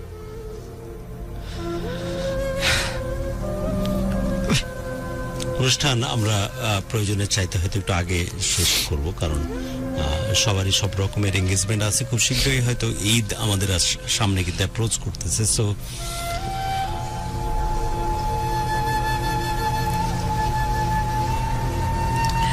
রনি, আপনি কিভাবে যত্ন করতেন? আপনার কি কোনোভাবে আমি নিজেকে দিয়ে স্পেশালি নিজেকে নিয়ে তো বটেই, এবং অনেকে যারা প্রোগ্রামটা শুনতেছে তাদের জন্য হয়তো একদম খোলা মনে আপনি কি কথা বলতে পারবেন, আমরাও যেন বুঝতে পারি, সেই কারণে বলছি। সেটা আপনি যে যত্ন করার কথা আসলে গুরু, যত্ন বলতে কি, মা তো আমার পাশেই আছে, এখন যত্ন বলতে আমি আছি। তার বউয়ের পরে কি ডিপেন্ডেন্সির প্রয়োজন থাকতো নাকি নিজে থেকে সবকিছু করার চেষ্টা করেন যখন মায়ের যে কোনো কিছু প্রয়োজন? আমি করি গুরু, সেও আমার পাশে থাকে। দেখা যাচ্ছে যেহেতু রাইসা হয়েছে, রাইসার বয়সটা মাত্র 3 মাস, তাকেও টেক কেয়ার করে, মাকে ঠিক মতো খাওয়ায়, আমরা দুজনেই করি গুরু। কারণ মাটা তো দূরে না, একদম আমার পাশে রেখেছে গুরু, একই রুম, মা পাশে ঘুমানো থাকে, আমি এখানে থাকি, মার গোসল করা, খাবার দাবার সবকিছু আমিই করি। কারণ মা তাহলে একটা বাচ্চা মানুষের মতো জি একেবারে সবকিছুর প্রয়োজন পড়ে। জি গুরু, কারণ সে তো খেতে পারে না, একেবারে খাওয়াই দিতে হয়, গোসল করাতে হয়, এই তো চলছে গুরু আমার মাকে নিয়ে আমার জীবন। তার বাথরুম সবকিছু আপনাকে নিজে থেকে করিয়ে দিতে হয়? জি গুরু, তার শোষানো থেকে শুরু করে সবকিছু গুরু। জি গুরু, অনেক ভালোবাসা এই মানুষটির জন্য।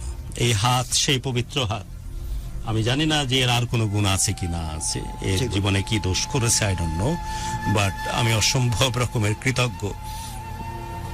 এবং গোটা পৃথিবী কিন্তু এখন এই মুহূর্তে বলছে যে উমেন্স ফেডারেশনের প্রেসিডেন্ট যখন নর্দার্ন আমেরিকা থেকে মিডল ইস্ট ভ্রমণে আসছিল, তখন বলছিল যে ঠিক যেই সময়টাতে আমরা ঘরে ফেরার চেষ্টা করতেছি, ঠিক সেই সময়টাতেই এই মিডল ইস্টের মেয়েরা ঘর থেকে বের হওয়ার চেষ্টা করতেছে। এটার উপলক্ষ যে কখনোই ভালো হয় না, সেই জিনিসটা আমরা হাড়ে হাড়ে এখন টের পাই। গোটা পৃথিবী এখন এটাকে অ্যাকনলেজ করতে বাধ্য যে পারিবারিক বন্ধন, সামাজিক বন্ধন, এর চেয়ে ইম্পর্টেন্ট কিছু আর হতে পারে না। এবং বিশ্বাস করুন, ও ব্ল্যাক বেল্ট কারাতে নাকি অন্য কোনো গুণে গুণান্বিত, ওর আর কোনো খারাপ গুণ আছে কি না আছে, বাট আমার বিশ্বাস আল্লাহ রাব্বুল আলামিন সমস্ত পাপ ধুয়ে ফেলবেন। কারণ আল্লাহ রাব্বুল আলামিন বারবার বলেছেন যে আমি হয়তো অনেকগুলো গুণের অধিকারী, যে কারণে তোমরা আমাকে 99টা নামে ডাকো, কিন্তু মিনিমাম একটা গুণের জন্য যদি পৃথিবীতে কেউ এক্সিস্ট করে, সে হচ্ছে তোমার মা, সে হচ্ছে তোমার মা, সে হচ্ছে তোমার মা। সো রনির এই হাত অনেক বেশি ইম্পর্টেন্ট, যেরা হাত দিয়ে প্রায় 75 বছর বয়স চলে এখন তার মায়ের, যে এখন একদম শিশু সুলভ হয়ে গেছে, যার সমস্ত কিছু খাওয়া, পড়া, গোসল করা, বাথরুম সবকিছু তাকে নিজে হাতে, এই যে হাতটা দিয়ে কন্টিনিউ করতে হয়, এই হাতটা দিয়ে তার সেবা যত্ন করতে হয়। অনেক শ্রদ্ধা এই হাতের জন্য, অনেক ভালোবাসা এই হাতের জন্য, অনেক মহব্বত এই হাতের জন্য, অনেক ভালোবাসে হাতের জন্য। কারণ আমরা যখন এই মুহূর্তে চিন্তা করতে, স্পেশালি আমার মা এখনো জীবিত আছেন, আমার কপালে এমন কিছু জুটবে কিনা আমি জানি না, বাট আমি যদি না করতে পারি তাহলে আমার মতো ব্যর্থ মানুষ, আমার মতো অভিশপ্ত মানুষ, আমার মতো নোংরা মানুষ পৃথিবীতে আর দ্বিতীয়টা নাই। বাট এক্স্যাক্টলি এই মুহূর্তে যাদের মা বেঁচে আছে, এখন এই মুহূর্তে যারা মায়ের সাথে হয়তো বিমাতা সুলভ ওই রকমের ভিড় করতেছে, আমরা যারা এই ধরনের নোংরামি করতেছে, আমাদের মতো অভিশপ্ত জীবন আর দ্বিতীয়টা হতে পারে না। পৃথিবীতে সবচেয়ে ধ্রুবক কিছু যদি থেকে থাকে, পৃথিবীতে ভালোবাসার সবচেয়ে বড় উপলক্ষ যদি থেকে থাকে, পৃথিবীতে মহব্বতের সবচেয়ে বড় আতুর ঘর যদি থেকে থাকে, তা হচ্ছে মা। মা মা পৃথিবীতে চেয়ে সুন্দর, আমার তো কখনোই মনে হয় না যে আমার মায়ের চেয়ে সুন্দর মুখ দুনিয়াতে আর কিছু আছে। এবং আমি তো এটাও বিশ্বাস করি যে আপনারা যখন এই মুহূর্তে আমাদের সাথে প্রোগ্রামে কানেক্টেড আছেন, প্রত্যেকের জন্যই তার মায়ের চেয়ে সুন্দর মুখ আর কিছু হতে পারে না। সো আমরা হয়তো ভাবি যে আমরাও এরকম করব, আমরাও এরকম ভাবে থাকতে চাই, আমরা এরকম ভাবে করতে চাই, আমরা ভাবতেছি, কিন্তু মানুষটি দিনের পর দিন এই কাজটি করতেছে। তাই জীবনে হয়তো রনির খুব কত দূরে যাবে সেটা আমরা জানি না, কতটুকু সফল হয়েছে তা আমরা জানি না, বাট এই জায়গাতে রনি যে আমাদের চাইতে অনেক বেশি এগিয়ে আছে, সেজন্য অসম্ভব কৃতজ্ঞতা এবং শ্রদ্ধা জানাচ্ছি আপনাকে। রনি প্লিজ বসুন। আমরা কিছু টেক্সট নিয়ে, কিছু ফোন কল নিয়ে অনুষ্ঠান শেষ করতে চাই। সো আমাদের সঙ্গে যারা যারা কমেন্টের মাধ্যমে যুক্ত আছেন, আমি একটু বলতে চাচ্ছি, জাকির আছেন আমাদের সঙ্গে, আমিন আছে, ওকে, আবির আছেন, মা পৃথিবীর সব থেকে মধুরতম শব্দ, একদম। এবং গুরু, আমি এটা অবশ্যই বলবো যে রনি ভাই যখন বলছিল পুরোটা সময় আমরা কিন্তু মন্ত্রমুগ্ধ হয়ে শুনছিলাম যে কি হচ্ছে, একটার পর একটা কিন্তু টুইস্ট চলে আসছিল। সো যারা যারা আছেন আমাদের সঙ্গে তাদেরকে বলতে চাচ্ছি, আমাদের ফেসবুক লাইভে কিন্তু আপনারা কমেন্ট করতে পারেন। তাইজুল আছে, আল্লাহ তুমি ভাইটিকে নেখায়াত দান করুন, অবশ্যই। এমডি আব্দুল আছেন, গুরুর কথা বলেছেন, গুরু আমাদের পাশেই আছেন। মাসিদ আছে আমাদের সাথে, আবির হাসান আছে, দেন আব্দুল বলেছে লাভ ইউ গুরু, ওকে। ইয়াসির আছে, ভাই আপনার জন্য অনেক দোয়া এবং ভালোবাসা রইল। তাসনিম আছে আমাদের সঙ্গে, আমিও শুনছি, thank you so much. Nabiha আছে, সালিউদ ভাইয়াকে, ওকে। দেন আমাদের সঙ্গে ঘুম আছে, আল রাফি আছে, অনেকে আমাদের সঙ্গে কানেক্টেড আছে। আর একটা বার বলতে চাচ্ছি, আপনি চাইলে কিন্তু SMS এর মাধ্যমে আমাদের সঙ্গে কানেক্টেড হতে পারেন। ফর দ্যাট আপনি আপনার সেলফোনের টেক্সট অপশনে গিয়ে টাইপ করবেন আপনার নাম, দেন লোকেশন, তারপর আপনার কথাবার্তা লিখে পাঠিয়ে দিবেন 16260 এই নাম্বারটিতে। এবং আরেকটা জিনিস যেটা খুব ইম্পর্টেন্ট, ভালোবাসার বাংলাদেশি যদি আপনি আমাদের সঙ্গে এখানে এসে আপনার ভালোবাসার গল্পটি শেয়ার করতে চান, এবং আমি বারবার বা গুরুও বারংবার বলে যে ভালোবাসা ইটস নট অনলি প্রেমিক প্রেমিকা এদের সঙ্গে না, ভালোবাসা প্রতিটা জিনিসের সঙ্গেই ভালোবাসা, মায়ের সঙ্গে ভালোবাসা, ভাইয়ের সঙ্গে ভালোবাসা, সবকিছুর সঙ্গেই কিন্তু ভালোবাসাটা জড়িত। সো ভালোবাসার গল্পটা যদি শেয়ার করতে চান তাহলে আপনি আমাদেরকে SMS করতে পারেন। SMS এর জন্য আপনার টাইপ করতে হবে GURU গুরু, দেন স্পেস আপনার নাম, স্পেস আপনার লোকেশন, স্পেস আপনার ফোন নাম্বার। ফোন নাম্বারটা অবশ্যই দিতে হবে, ফোন নাম্বার দিয়ে পাঠিয়ে দিতে হবে 16260 এই নাম্বারটিতে। আর যারা আমাদেরকে হোয়াটসঅ্যাপের থ্রুতে কানেক্টেড করতে চান, যে আপনার গল্পটা আমাদেরকে হোয়াটসঅ্যাপের থ্রুতে জানাবেন, তারা আমাদের হোয়াটসঅ্যাপে টেক্সট করতে পারেন 01841904904। এখানে আপনি আপনার নাম লিখবেন, লোকেশন লিখবেন, এবং অবশ্যই আপনার যে ভালোবাসার গল্পটা আছে, ভালোবাসার গল্পটা সংক্ষিপ্ত আকারে লিখবেন। আরমান আছে আমাদের সঙ্গে জয়েন করে, ফাইজুল বলেছে মা লাভ ইউ, এমডি মুর্শিদ বলেছে মায়ের মতো আপন কেহ নেই। আরমান ভুইয়া আছেন জয়েন করে, খায়রুল আলম আছে, আকরাম হুসাইন আছে, না থাকার যন্ত্রণাটা কি, ওকে। আখিয়া আহমেদ আছে, অনেক অনেক অনেক দোয়া রইল। জিহাদুল ইসলাম আছে, গুরু ফরিদপুর থেকে শুনছি, আপনাকে ফরিদপুর থেকে শুনছে গুরু, অনেক কৃতজ্ঞতা। পুরো দেশের সবখান থেকে কিন্তু আপনারা অনেকে শুনছেন, সো কে কোথা থেকে শুনছেন এটাও জানাতে পারেন। মিজান বদরুল আছে, লাভ ইউ গুরু। ইব্রাহিম খান আছে আমাদের সঙ্গে, নওয়াজ শরীফ আছে। আমি মনে করি মা এমন একটি শব্দ, দুঃখিত আপনার কমেন্টই চলে গেল, কষ্ট করে আরেকটি বার করে দিবেন। খায়রুল আলম আছে, মাকে ছাড়া দুনিয়া অচল। রাজু আহমেদ আছে, দেন আমাদের সঙ্গে এমডি দায়াত আছে, জাভেদ আছে। Very very very sad story indeed. আমরা আসলে আজকের এই গল্পটা খুব ভিন্ন ধাঁচের একটা গল্প, এবং গল্পটা শুনে রনি ভাইয়ের প্রতি যতটা শ্রদ্ধা বেড়ে গেল, অনেক অনেক অনেক শ্রদ্ধা আমাদের বেড়ে গেল। আবির হাসান আছে, মায়ের মতো মধুর শব্দ পৃথিবীতে আর নেই, ওকে। অ্যালেক্স আছে, লাভ ইউ মা। একদম তাই। এবং আমরা চাই যে কিছু ফোন কল নিতে, যেহেতু সামনে ঈদ আমাদের সামনে অ্যাপ্রোচ করছে, এবং এরই ফাঁকে রনি একটি কথা বলছিল যে মায়ের জন্য একটা হুইল চেয়ার অনেক বেশি প্রয়োজন। যদি আমরা কোনো হেল্প বা এই ধরনের কন্ট্রিবিউশন রিলেটেড প্রোগ্রাম করি না, কিন্তু তারপরেও বলতেছি যে যদি আপনারা আপনাদের মতো করে কখনো তার পাশে দাঁড়ানোর চিন্তা করেন তাহলে অবশ্যই কমেন্ট সেকশনে আপনাদের মতো করে জানান দিতেই পারেন এবং সে তার মতো করে হয়তো আপনাদের সাথে যোগাযোগ করে নেবে। আমরা ফোন কল ওপেন করে দিচ্ছি। নাও দ্য টাইম হ্যাজ কাম যে আমরা একটু ঈদ অ্যাপ্রোচ করতে যাচ্ছি, কারণ 10 তারিখে ঈদ হতে যাচ্ছে। আজকে কয় তারিখ অঙ্গন? আজকে অলরেডি 7 তারিখ হয়ে গিয়েছে। অঙ্গন বললাম এই কারণে যে অনেকেই জানতে চাচ্ছে যে আজকে পাশের 8 তারিখ, আমার বাম পাশে বসা 12টা বেজে গিয়েছে। স্টুডিও থেকে কেমনে দেখাচ্ছে জানি না, বাট আমার বাম পাশে বসা মেয়েটির নাম কি বারবার জানতে চাচ্ছে। ওর নাম হচ্ছে অঙ্গন অঙ্গন অঙ্গন অঙ্গন। ওকে, প্রিয়াঙ্গন থেকে প্রিয় তুমি বলতেই পারো, প্রিয় সে অঙ্গন প্রিয়াঙ্গন, বাট ওর নাম হচ্ছে অঙ্গন। আমরা কিছু ফোন কল নিব। The number is 01841904904। আনকাট আনসেন্সার্ড কিছু ফোন কল নিব। ঈদ অ্যাপ্রোচ করতেছে খুব শীঘ্রই। 10 তারিখ কি বার হচ্ছে?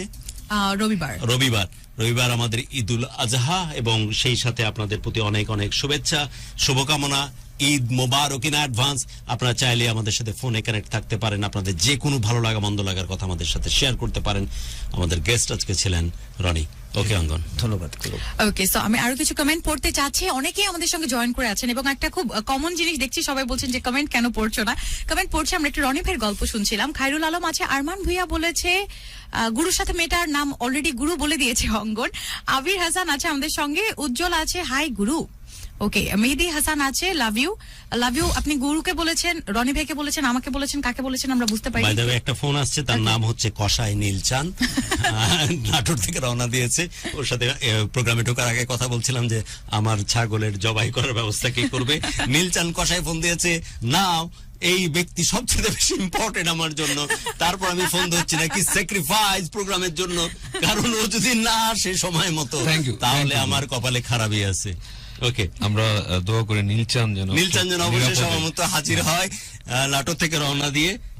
সেজন্য অবশ্যই কোরবানির সময় তাকে পাওয়া যায়। আমরা ফোন কল তো নিচ্ছি, একই সঙ্গে হোয়াটসঅ্যাপ আমরা সবসময়ের জন্য প্রাধান্য দিই দেশের বাইরে যারা থাকেন।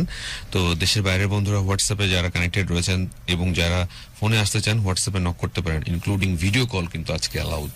ভেরি গুড, কারণ ঈদুল আজহা ওরা ডিজার্ভ করে, কারণ ঈদের সময় দেশের সাথে কানেক্ট করা এটা একটা দারুণ একটা উপলক্ষ হতে পারে। That's good. সো টেক্সট নিতে থাকে। ওকে, আকরাম খান আছে, মা নেই আমার। ওকে, প্রিন্স লিওন আছে, লাভ ইউ মা। শরীফুল আছে, ব্রাহ্মণবাড়িয়া থেকে শুনছেন। ওকে, তাইজুল আছে, মা আমার জান। খুবই চমৎকার লাগে যখন আপনারা মাকে ডেডিকেট করে এই ধরনের কথা বলেন, এবং আপনাদের এইসব কথা শোনার জন্যই কিন্তু ভালোবাসার বাংলাদেশ প্রতি মা আমাদের সকলের জান। উই অল লাভ ইউ মা। একদম। এমডি ইউসুফ আছে, গুরু মা মায়ের মতোই, পৃথিবীতে অন্য কিছু হয় না। ওকে, একদম। প্রিন্স আরিয়ান আছে, মায়ের মুখ পৃথিবীর সবচেয়ে বড় মায়ের মুখ। একদম একদম। এমডি আব্দুল আছে, গুরু আমি বরিশাল থেকে আছি।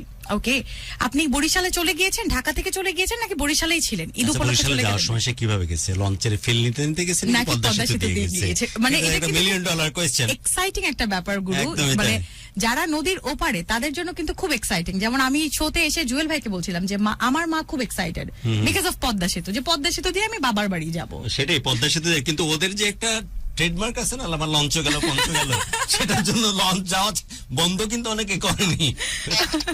ওকে, হ্যালো, আসসালামু আলাইকুম, কে আছেন ফোনে? আসসালামু আলাইকুম। ওয়ালাইকুম আসসালাম ওয়া রাহমাতুল্লাহ। গুরু আমি হ্যাঁ জান, অগ্রিম ঈদ মোবারক। ঈদ মোবারক। গুরু আমার জীবনের অনেক কিছু কথা বলবো। হ্যাঁ প্লিজ। দিন পরে এক যুগ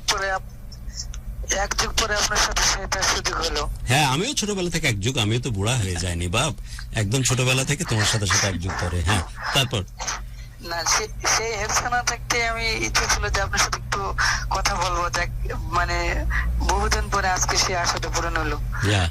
জীবনে অনেক বড় স্বপ্ন ছিল, তা আজও মানে একটা অনেক বড় স্বপ্ন ছিল যে আপনার সাথে একটু কথা বলবো। খুব ভালো লাগলো। কি নাম তোমার? তো কেমন আছেন?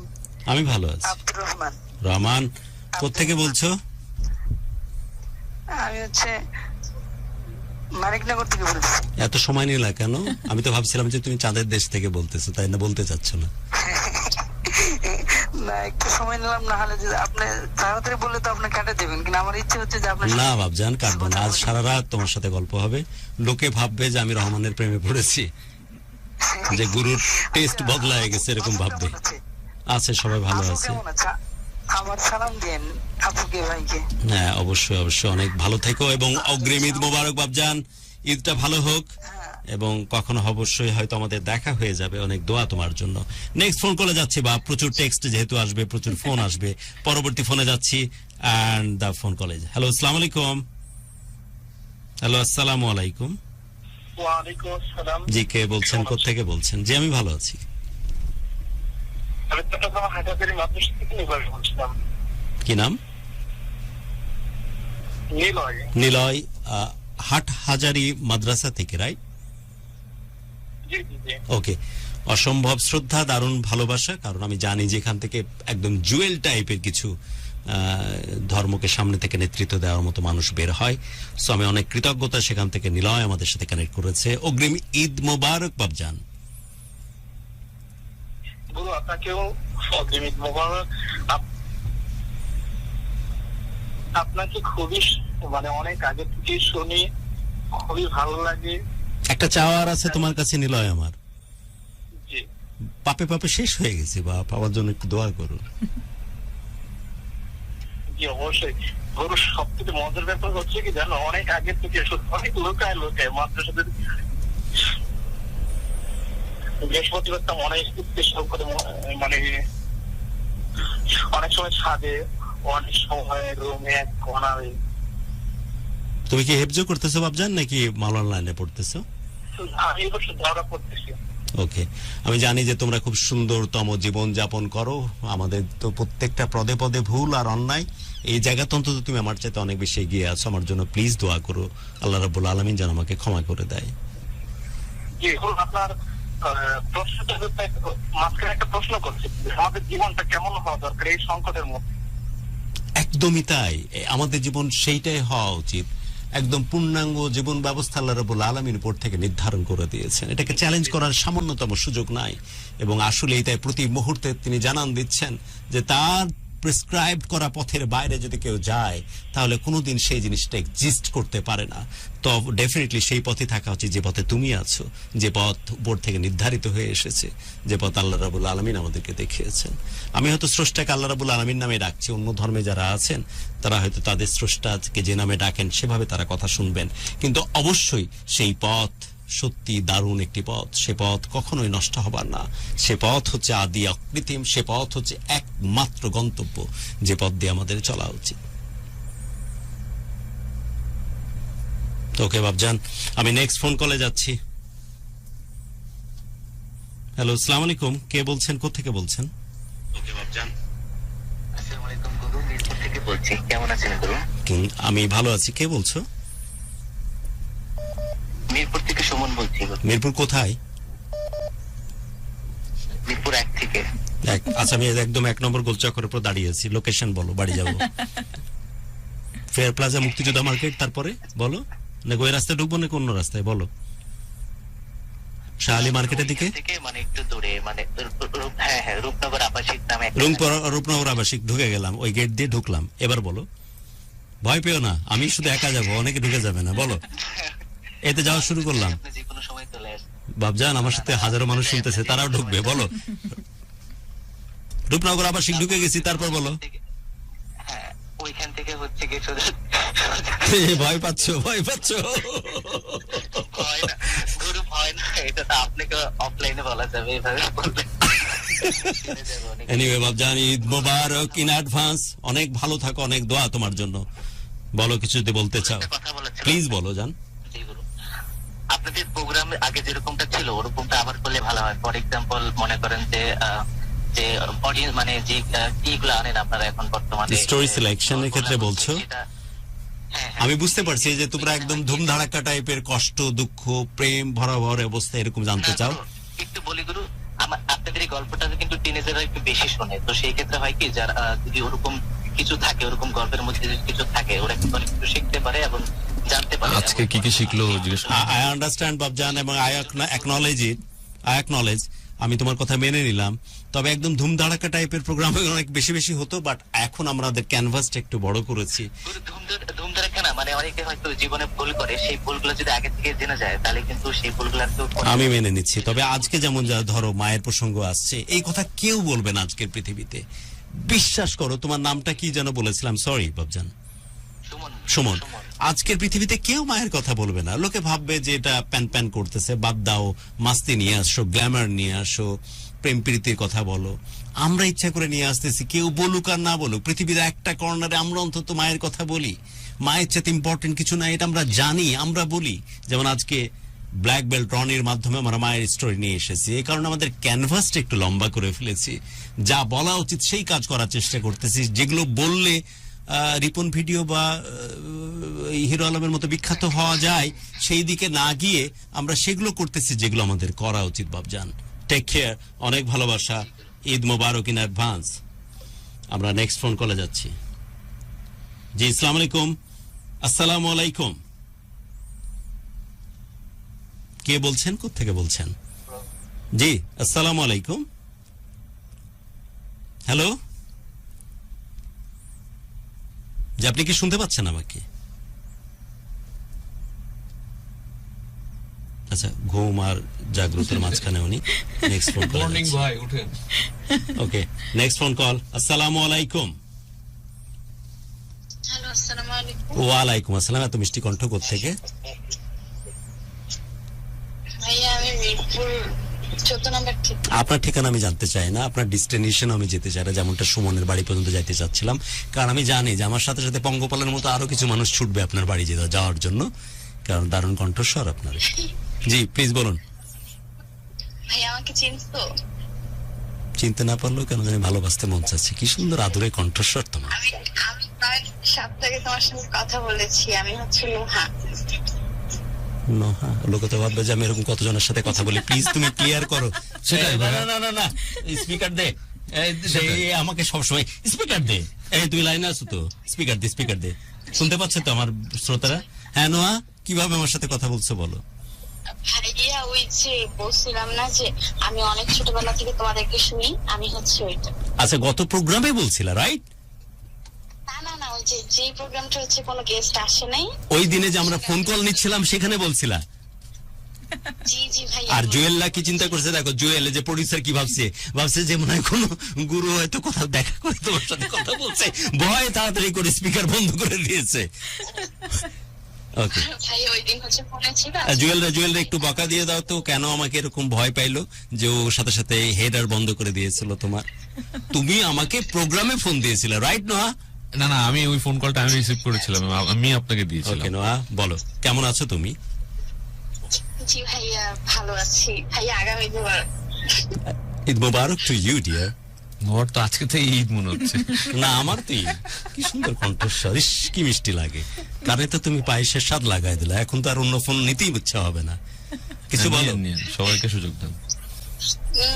ভাইয়া, আমার এখানে আসার অনেক ইচ্ছা, যে তোমাদের সঙ্গে কথা বলবে। আয়শা পড়ো, আমরা তো খুশিতে ভাসবো। তাহলে প্রডিউসারের আমরা সাথে যাই কথা না, বলো, আমরা খুব শীঘ্রই চলে ইনভাইট আসো। করি, আপনি আসবেন প্লিজ, চলে আসো না। জি ভাইয়া। Okay, lot of love for you, take care. জি ভাইয়া, দোয়া করবা। অফকোর্স দোয়া করি তোমার জন্য, অনেক অনেক দোয়া। ওয়ালাইকুম আসসালাম। Next phone call. Next phone কলে যাওয়ার আগে কয়েকটা টেক্সটও নিয়ে আজ নেওয়া উচিত এবং আমরা অনুষ্ঠান শেষ করবো। এবং একই সঙ্গে আজকের গল্পটা শুনে আপনার কি মনে হয়েছে, গল্প নিয়ে যদি কোনো মতামত থাকে ওয়ালাইকুম সেটাও জানাবেন। আসসালাম, কে বলছেন? গুরু, আমার সালাম নেবেন। আমি চাঁদপুর থেকে আবির হাসান। ওয়ালাইকুম আসসালাম। চাঁদপুর থেকে সে ইলিশ মাছের যে গল্প বলেছিলাম সে আবির নাকি? জি স্যার। আহা, আবির হাসান। শুধু গল্পে গল্পে যেন দিন না পার হয়। গুরু, আমি আসলে আমার কান্না আসতেছে আপনার সাথে কথা বলে। আমি অনেক মানে কি বলবো, ভাষা প্রকাশ করার মতো না গুরু। আমি আপনার অনেক বড় একজন ভক্ত গুরু। লাভ ইউ জান। সত্যি গুরু, আমি মানে আপনি সেই FM এর যুগ থেকে আপনাকে শুনি, মোবাইলের বাটন মোবাইল দিয়ে শোনা। হ্যাঁ বাবজান, প্রায় 8-9 2008-9 প্রায় 16 কত বছর, 22 হ্যাঁ, অনেক দিন 8-9 থেকে আপনাকে শুনি গুরু। হ্যালো, হ্যাঁ শুনতে পাচ্ছি আবির। গুরু, আমি সেই থেকে আপনাকে শুনি। আপনি মাঝে মাঝে আমার কমেন্ট করেন, আমার গর্বে বুকটা ভরে যায় গুরু। আমি আপনার লাভ গুরু হেডটেশন ফ্যান্স ক্লাবের একজন সদস্য গুরু। লাভ ইউ জান। নওয়াজ ভাইয়ের সাথে আমার সম্পর্কটা হয়েছে। আপনি মাঝে মাঝে অনেক কমেন্ট করেন। আমার খুব ভালো লাগে গুরু, আপনার সাথে কথা বলে এই প্রথম আমার অনেক ভালো লাগতেছে। অনেক ভালোবাসা তোর জন্য বাবজান, এবং ঈদটা দারুণ কিছু হোক এবং অনেক ভালো থাকুক আমার আবির। এখন একদম রিকল করতে পারছি লাভগুরু ফ্যান ক্লাব থেকে প্রচুর পরিমাণে শেয়ারিং যে আসে আবিরের হাত ধরে। আবির অনেক অনেক ভালোবাসা, অনেক অনেক অনেক ভালোবাসা, বুক ভরা মহব্বত বাবজান তোর জন্য। ওকে ওকে, হ্যাঁ বাবজান, গুরু লাস্টে আপনার বাণীটা একটু বললেন গুরু, আমার বাণীটা ওকে বাবজান। সবাইকে আমি অনুরোধ করতেছি সবাই যেন তার কান বন্ধ করে দেয়, এটা শুধুই আমার আবিরের জন্য। চাঁদপুর থেকে আমার আবির শুনতেছে। চলো আকাশ ছুঁয়ে দেখি, চলো স্বাধীন দেশটারে বুকে বেঁধে রাখি, চলো কারো ভালো লাগায় উচ্ছ্বসিত হই, চলো কারো কষ্টে আহাজারি করি, চলো প্রিয়তমার চোখে রাখি চোখ, কানে কানে বলি জান জান জান আমি তোমাকে অনেক ভালোবাসি। ইটস ফর ইউ আবির, প্রাণের চাইতে প্রিয় মা তুমি, প্রিয় এই মাতৃভূমি। চলো মাকে ভালোবেসে আরেক দফায় মরি। আচ্ছা, কে ডাকে এভাবে? ভালোবাসার ফেরিওয়ালা, চলে এসো বন্ধু মাটির টানে, তারুণ্যের জোয়ারে ভাসবে তুমি, ভালো লাগার সুর বাজবে তোমার মনে, আর বাঁধন হারা হব আমি মুক্তির গানে। এটাই তো তোমার দেশ, এটাই তো আমার দেশ, আমাদের ভালোবাসা, আমাদের বাংলাদেশ। দিস ফর ইউ জান। ধন্যবাদ গুরু। গুরু হ্যাঁ বাবজান, একটা কথা গুরু, আপনি নয় গুরু, আমি কিন্তু আপনার চরম লেভেলের একজন ভক্ত। আমি আপনার কথা প্রত্যেকদিন আমার ভাই বন্ধু সবার সাথে বলি, আমার ফ্রেন্ড অনেকেই আপনার কাছে শুনতেছে, মানে আমার যে কি খুশি লাগতেছে, আমার মনে হয় না আজকে আমার ঘুম আসবে। ওকে জান, ঘুম না আসুক অসুবিধা নাই, আজকে রাতকে সেলিব্রেট কর। আর সবাইকে জানিয়ে দে যতটুকু ভালোবাসা, যতটুকু পাগল প্রায় ব্যাপার আছে এই গুরুকে নিয়ে, ঠিক একই পরিমাণ অনুরণন, একই রকমের ভালোবাসা আমার পক্ষ থেকে আবিরের জন্য, আবিরের বন্ধু বান্ধব, তার পিয়ার গ্রুপ, সবার জন্য অনেক অনেক শুভকামনা। এবং এই মানুষগুলো আছে তাই আমার এক্সিস্টেন্স পৃথিবীতে আছে। আমি নিজেকে অনেক বেশি গুরুত্বপূর্ণ এবং ইম্পর্টেন্ট ভাবি, কারণ আবিরের চোখ দিয়ে যখন এহতেশাম নিজেকে দেখে তখন দারুণ ভালোবাসা উদ্ভাসিত আমি হই। সো অনেক অনেক দোয়া তোর জন্য বাবজান, সবার জন্য অনেক অনেক শুভকামনা। নেক্সট ফোন কলে যাচ্ছি বাবজান। হ্যালো, আসসালামু আলাইকুম। আসসালামু আলাইকুম। জি আমি বলছি, আমি এহতেশাম বলছি, প্লিজ বলুন। জি ওকে ওকে, কে বলছেন, কোত্থেকে বলছেন? চিরাং আনোয়ারা থেকে। কি নাম আপনার? আরেকবার নামটা কি জানতে পারে? আহমেদুল হক। আহমেদুল হক, অসম্ভব রকমের কৃতজ্ঞতা আপনার জন্য ঈদের ঠিক প্রাককালে। জি জি জি, মারা গেছে নেওয়ার 6 দিন পরে, আমি ব্যবহার করিনি, নতুন করিয়েছি, আমি দিতে চাই এটা ফাটাবো কেন? তোর বয়স কত হয়েছিল আহমদ ভাই? ছেলের বয়স ছিল 24, অনার্সের ফাইনাল ইয়ারে ছিল। কি নাম ছিল ওর? তুষার, মনিরুল হক তুষার। মইনুল হক তুষার। মইনুল হক তুষারের জন্য আমরা সবাই আমাদের এই স্টুডিও এবং যারা এখন হাজারো মানুষ দেশ এবং দেশের বাইরে থেকে কানেক্টেড আছে সবাইকে নিয়ে দোয়া করি আল্লাহ রাব্বুল আলামিনের কাছে। অবশ্যই আল্লাহ রাব্বুল আলামিন আপনার এই যে কন্ট্রিবিউশন সেটা যেন কবুল করে নেয়। অনেক অনেক প্রার্থনা আপনার বাচ্চার জন্য। যদি আমি তো পাঠাবার মতো তেমন আমি আর্থিক অবস্থা দিকে ভালো নয়, চেষ্টা করে দিতে চাই। জি রনি, আমি আপনার সাথে যোগাযোগ করে নেবেন, নাম্বারটা আমি রনিকে দিয়ে দিচ্ছি। ওর মায়ের জন্য ওই হুইল চেয়ারের কথা সে বলছিল, 75 ঊর্ধ্ব বয়স। আপনার সাথে এখনই ফোনে কমিউনিকেট করে নেবে আপনার প্রোগ্রাম। রনি, একটু আপনার তরফ থেকে আপনি কি শুনতে পাইছেন কি বলছে উনি? এটা একটা দারুণ রকমের কানেক্টিভিটি। 24 বছরের তরতাজা একটা যুবক যে হারিয়েছে মানুষটি, এবং সেই মানুষটি বলছিল যে আমি সেই চেয়ারটি আমি নিয়েছিলাম আমার বাচ্চার জন্য, সেটা আমি পৌঁছে দিতে চাই। নাম্বারটা একটু কাইন্ডলি পিক করা হোক। অনুষ্ঠান শেষ করছি, দারুণ এক ক্যারিজমেটিক ঘটনা দিয়ে অনুষ্ঠান শেষ হলো। আপনারা তো শুনতেই পাচ্ছিলেন যে একটা পর্যায়ে গিয়ে রনি বলছিল যে আমার মায়ের জন্য একটা হুইল চেয়ার হলে হয়তো ভালো হতো। ছোট ভাইকে বলেছিলাম বা বড় ভাইকে বলেছিলাম, সে অপমানমূলক কথাবার্তা বলেছে। আর যার সাথে মিনিমাম কোনো সম্পর্ক নাই, যাকে চিনেও না, চট্টগ্রামের আনোয়ারা থেকে আহমদুল হক ফোন দিয়ে বলছেন যে আমার ছেলে তুষার মারা গেছে, তার জন্য আমি হুইল চেয়ার কিনেছিলাম। 24 বছরের তরতাজা ছেলে মারা গেছে, বলছে আমার ছেলের জন্য দোয়া করেন, সেই হুইল চেয়ার তো কাজে লাগেনি, সেই হুইল চেয়ার আমি পাঠিয়ে দিতে চাই রনির মায়ের জন্য। ধন্যবাদ। কি চমৎকার connectivity! This is all about ভালোবাসার Bangladesh, this is all about our program, this is all about the connectivity. এটাই আমরা চাই যে ভালোবাসার দারুণ একটা উপলক্ষ সবাইকে একজোট করে ফেলুক, এবং ভালোবাসার মাধ্যমে আমরা সমস্ত পৃথিবীর নোংরা অড খারাপ জিনিসগুলোকে পেছনে ফেলে সামনের দিকে এগিয়ে যায়। অনুষ্ঠান শেষ করছি আমি, অনুষ্ঠান শেষ করছি। Jewel, last phone call, video call, okay আপনার ক্যামেরাটা ওপেন করেন, ভিডিও কল দিয়েছি। আচ্ছা, লাস্ট ভিডিও কল দিয়ে অনুষ্ঠান শেষ করছি। ওয়ালাইকুম আসসালামু আলাইকুম। জি, ভিডিও কলে দেখতে পাচ্ছি আপনাকে, দেখতে পাচ্ছেন এখনো? ওয়ালাইকুম আসসালাম। ক্যামেরা অফ বলতেছে, এই যে অন করছে আমি। যা জি প্লিজ।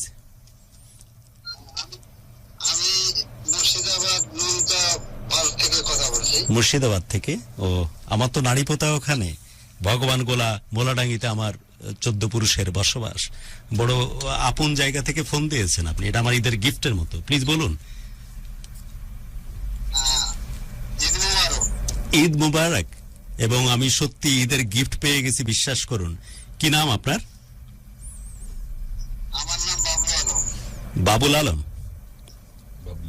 বাবলু আলম। বাবলু, আমি খুব শীঘ্রই ক্যালকাটা যাওয়ার প্ল্যান করতেছি, এবং ডেফিনেটলি আমার শেকড় যেখানে পোতা আছে ভগবান গোলার মোলাডাঙ্গিতে আমি যেতে চাই, যেখানে আমার বাবা বড় হয়েছেন। আমি এতটুকুই জানি যে মোলাডাঙ্গি আমার বাবা ছোটবেলা ওখানে মিশে আছে, আমার চাচা এবং স্পেশালি ফুপুরা এখনো ওখানে আছেন। আমি খুব শীঘ্রই আসবো। জায়গার নাম আমি মোলাডাঙ্গি পর্যন্ত জানি, ভাবছেন আমার পরীক্ষা নেও না, টেনশন হচ্ছে, বাট মোলাডাঙ্গি পর্যন্ত জানি, আর ডিটেলটা জানি না। হ্যাঁ বাবজান, কাকার নাম হচ্ছে মোজাম্মেল সরকার, উনি বেঁচে নাই, আর ফুপুরা আছেন ওখানে। ওকে, আমি খুব শীঘ্রই হয়তো ওখানে।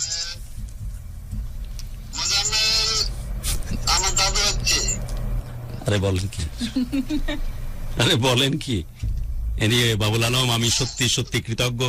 আপনার যেন দেখা আমি পাই, আমি খুব শীঘ্রই ওখানে যাচ্ছি, এবং এটি দারুণ একটি পাওয়া হবে। ভালোবাসার বাংলাদেশ, এই যে আমাদের স্টুডিও আপনি দেখতে হয়তো পাচ্ছেন, আমাদের সাথে কানেক্টেড হয়েছেন সুদূর মুর্শিদাবাদ থেকে বাবুল আলম। ঈদের এক টুকরো ভালোবাসা, এক টুকরো বাংলাদেশ পাঠিয়ে দিচ্ছি মুর্শিদাবাদে আমাদের পক্ষ থেকে, এবং খুব শীঘ্রই তার সাথে হয়তো দেখা হবে। তাকে নিয়ে আমি ঘুরতে চাই, আমার শেকড় যেখানে পোতা আছে। আমি কেরালা যাব। ঈদের গিফট আমাকে অলরেডি দিয়ে দিয়েছে বাবুল আলম। অসম্ভব ভালোবাসা বাবুল, আমাকে নিয়ে যান। Okay Babjan, take care, love you. Okay love you. অনুষ্ঠান শেষ করছি, সবার জন্য অনেক অনেক দোয়া। দারুণ ক্যারিজমা দিয়ে অনুষ্ঠান শেষ করছি। নাম্বারটা তো নিয়ে নিয়েছি, রাইট জুয়েল? হ্যাঁ, নাম্বার ওকে। শেষের দিকে যে ঘটনাটা ঘটলো সেটি সত্যি অন্যরকম। এটা ঈদের গিফটের চেয়ে কোনো অংশে কম হতে পারে না। একজন কষ্টের মানুষ রনি, তাকে কেউ চেনে না জানে না, রংপুর থেকে এসেছেন। রনি বলছিলেন যে 75 ঊর্ধ্ব তার মায়ের জন্য একটা হুইল চেয়ার হলে ভালো হয়। তার আপন মায়ের পেটের ভাই, রক্তের সম্পর্ক।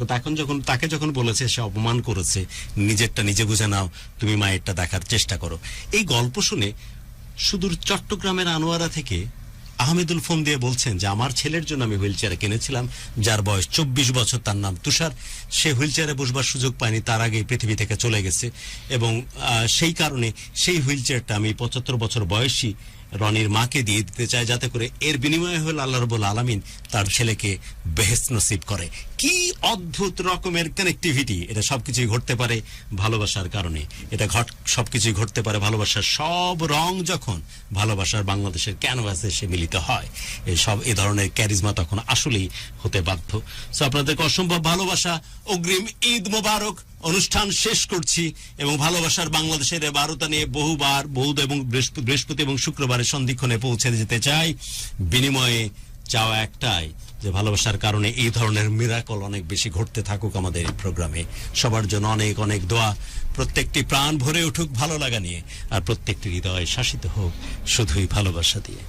ধন্যবাদ। ধন্যবাদ গুরুকে এবং ধন্যবাদ আমাদের আজকে যে গেস্ট ছিলেন তাদের দুজনকে অনেক অনেক অনেক বেশি ধন্যবাদ। সো লাস্টে আমরা কিছু কমেন্ট পড়তে যাচ্ছি বিকজ গুরু ফোন কলস নিচ্ছিল, ফোন কলস এর মাঝখানে আমি দেখছিলাম অনেক কমেন্ট পপ আপ হচ্ছে। সো কমেন্ট গুলো পড়তে চাচ্ছি। ঘুম কুটুম আছে আমাদের সঙ্গে, আব্দুল আছে, দেন সুদীপ্ত আছে। আপু কেমন আছেন? অনেক অনেক অনেক বেশি ভালো আছি বিকজ গুরু এতক্ষণ পাশে ছিলেন, গুরু অনেক কিছু বলছিলেন। রনি ভাইয়ের যে গল্পটা ছিল আসলে চমৎকার একটা গল্প এবং শো আমি স্টার্ট করেছিলাম with a very happy mood, but show এর লাস্টে এসে শেষের দিকে এসে আসলে আমার হ্যাপি মুডটা আর হ্যাপি নেই just because the story.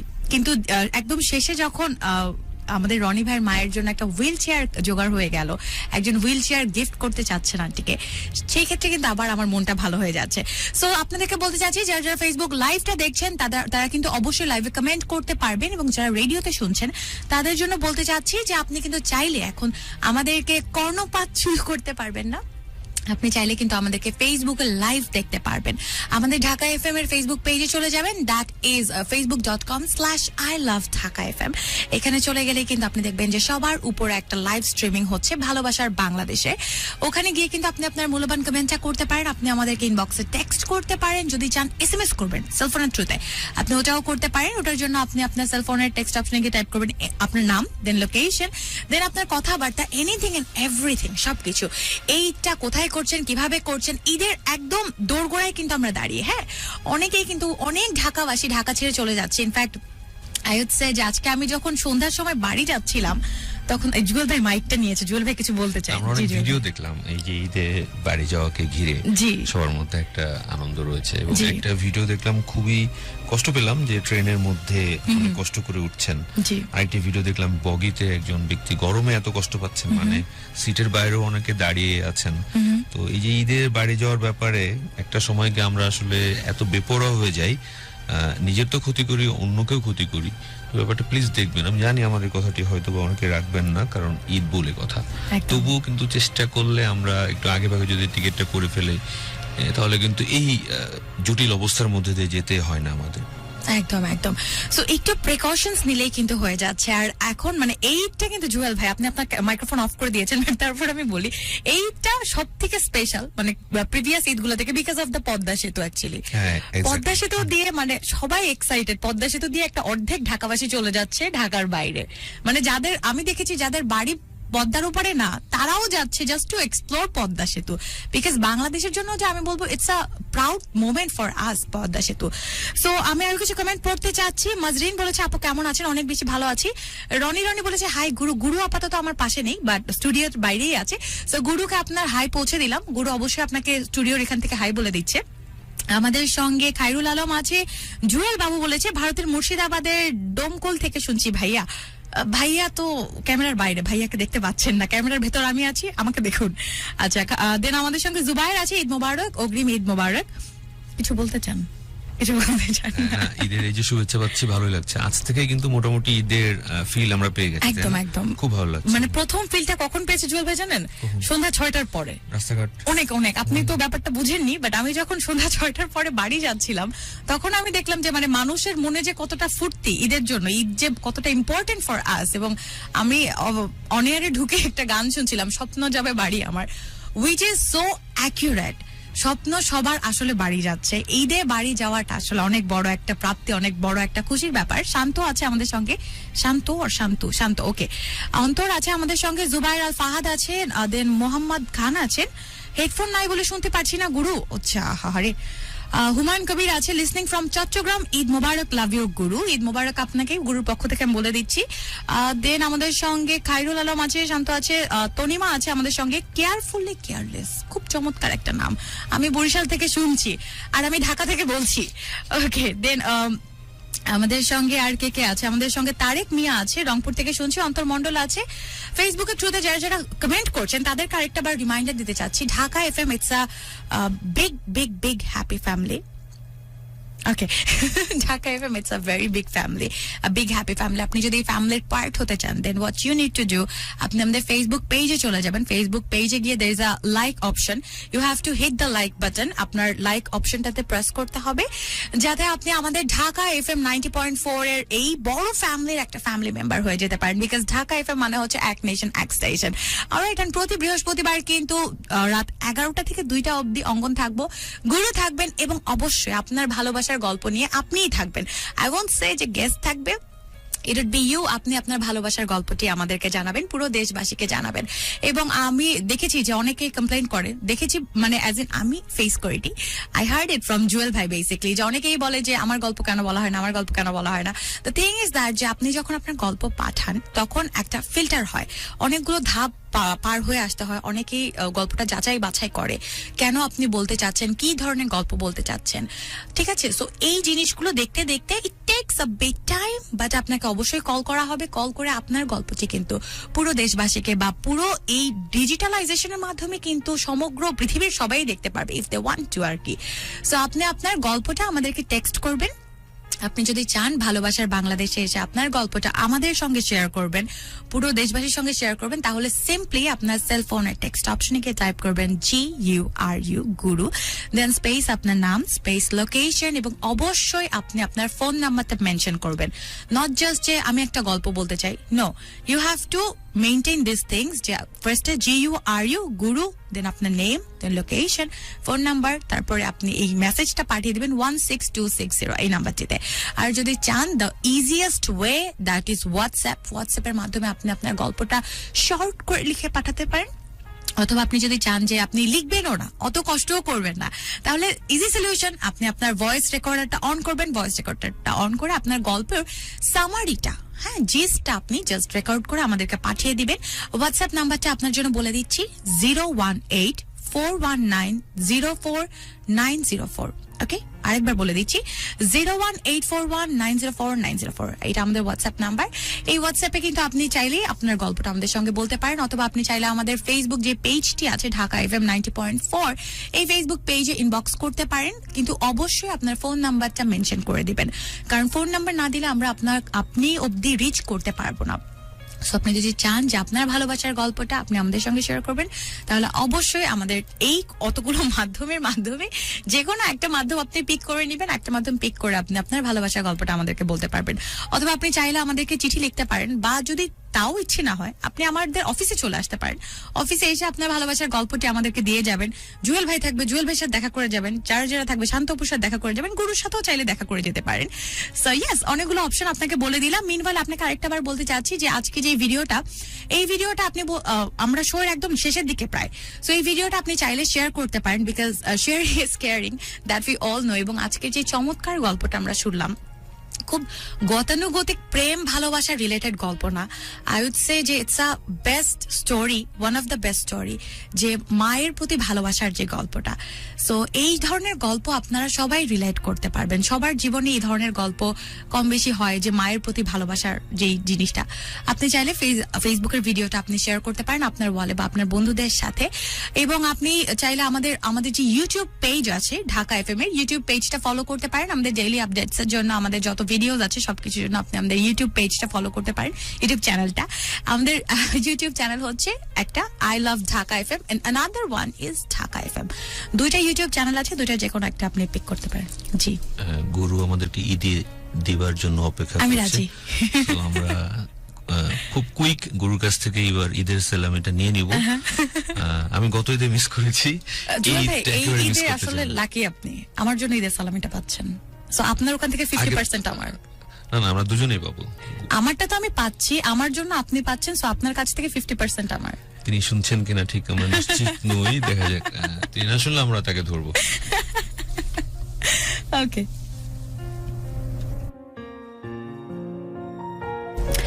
So ঈদের সালামিটা কালেক্ট করতে যেতে হবে, কারণ এইসব জিনিস বেশিক্ষণ থাকে না, সুযোগ অল্প সময়ের জন্য থাকে।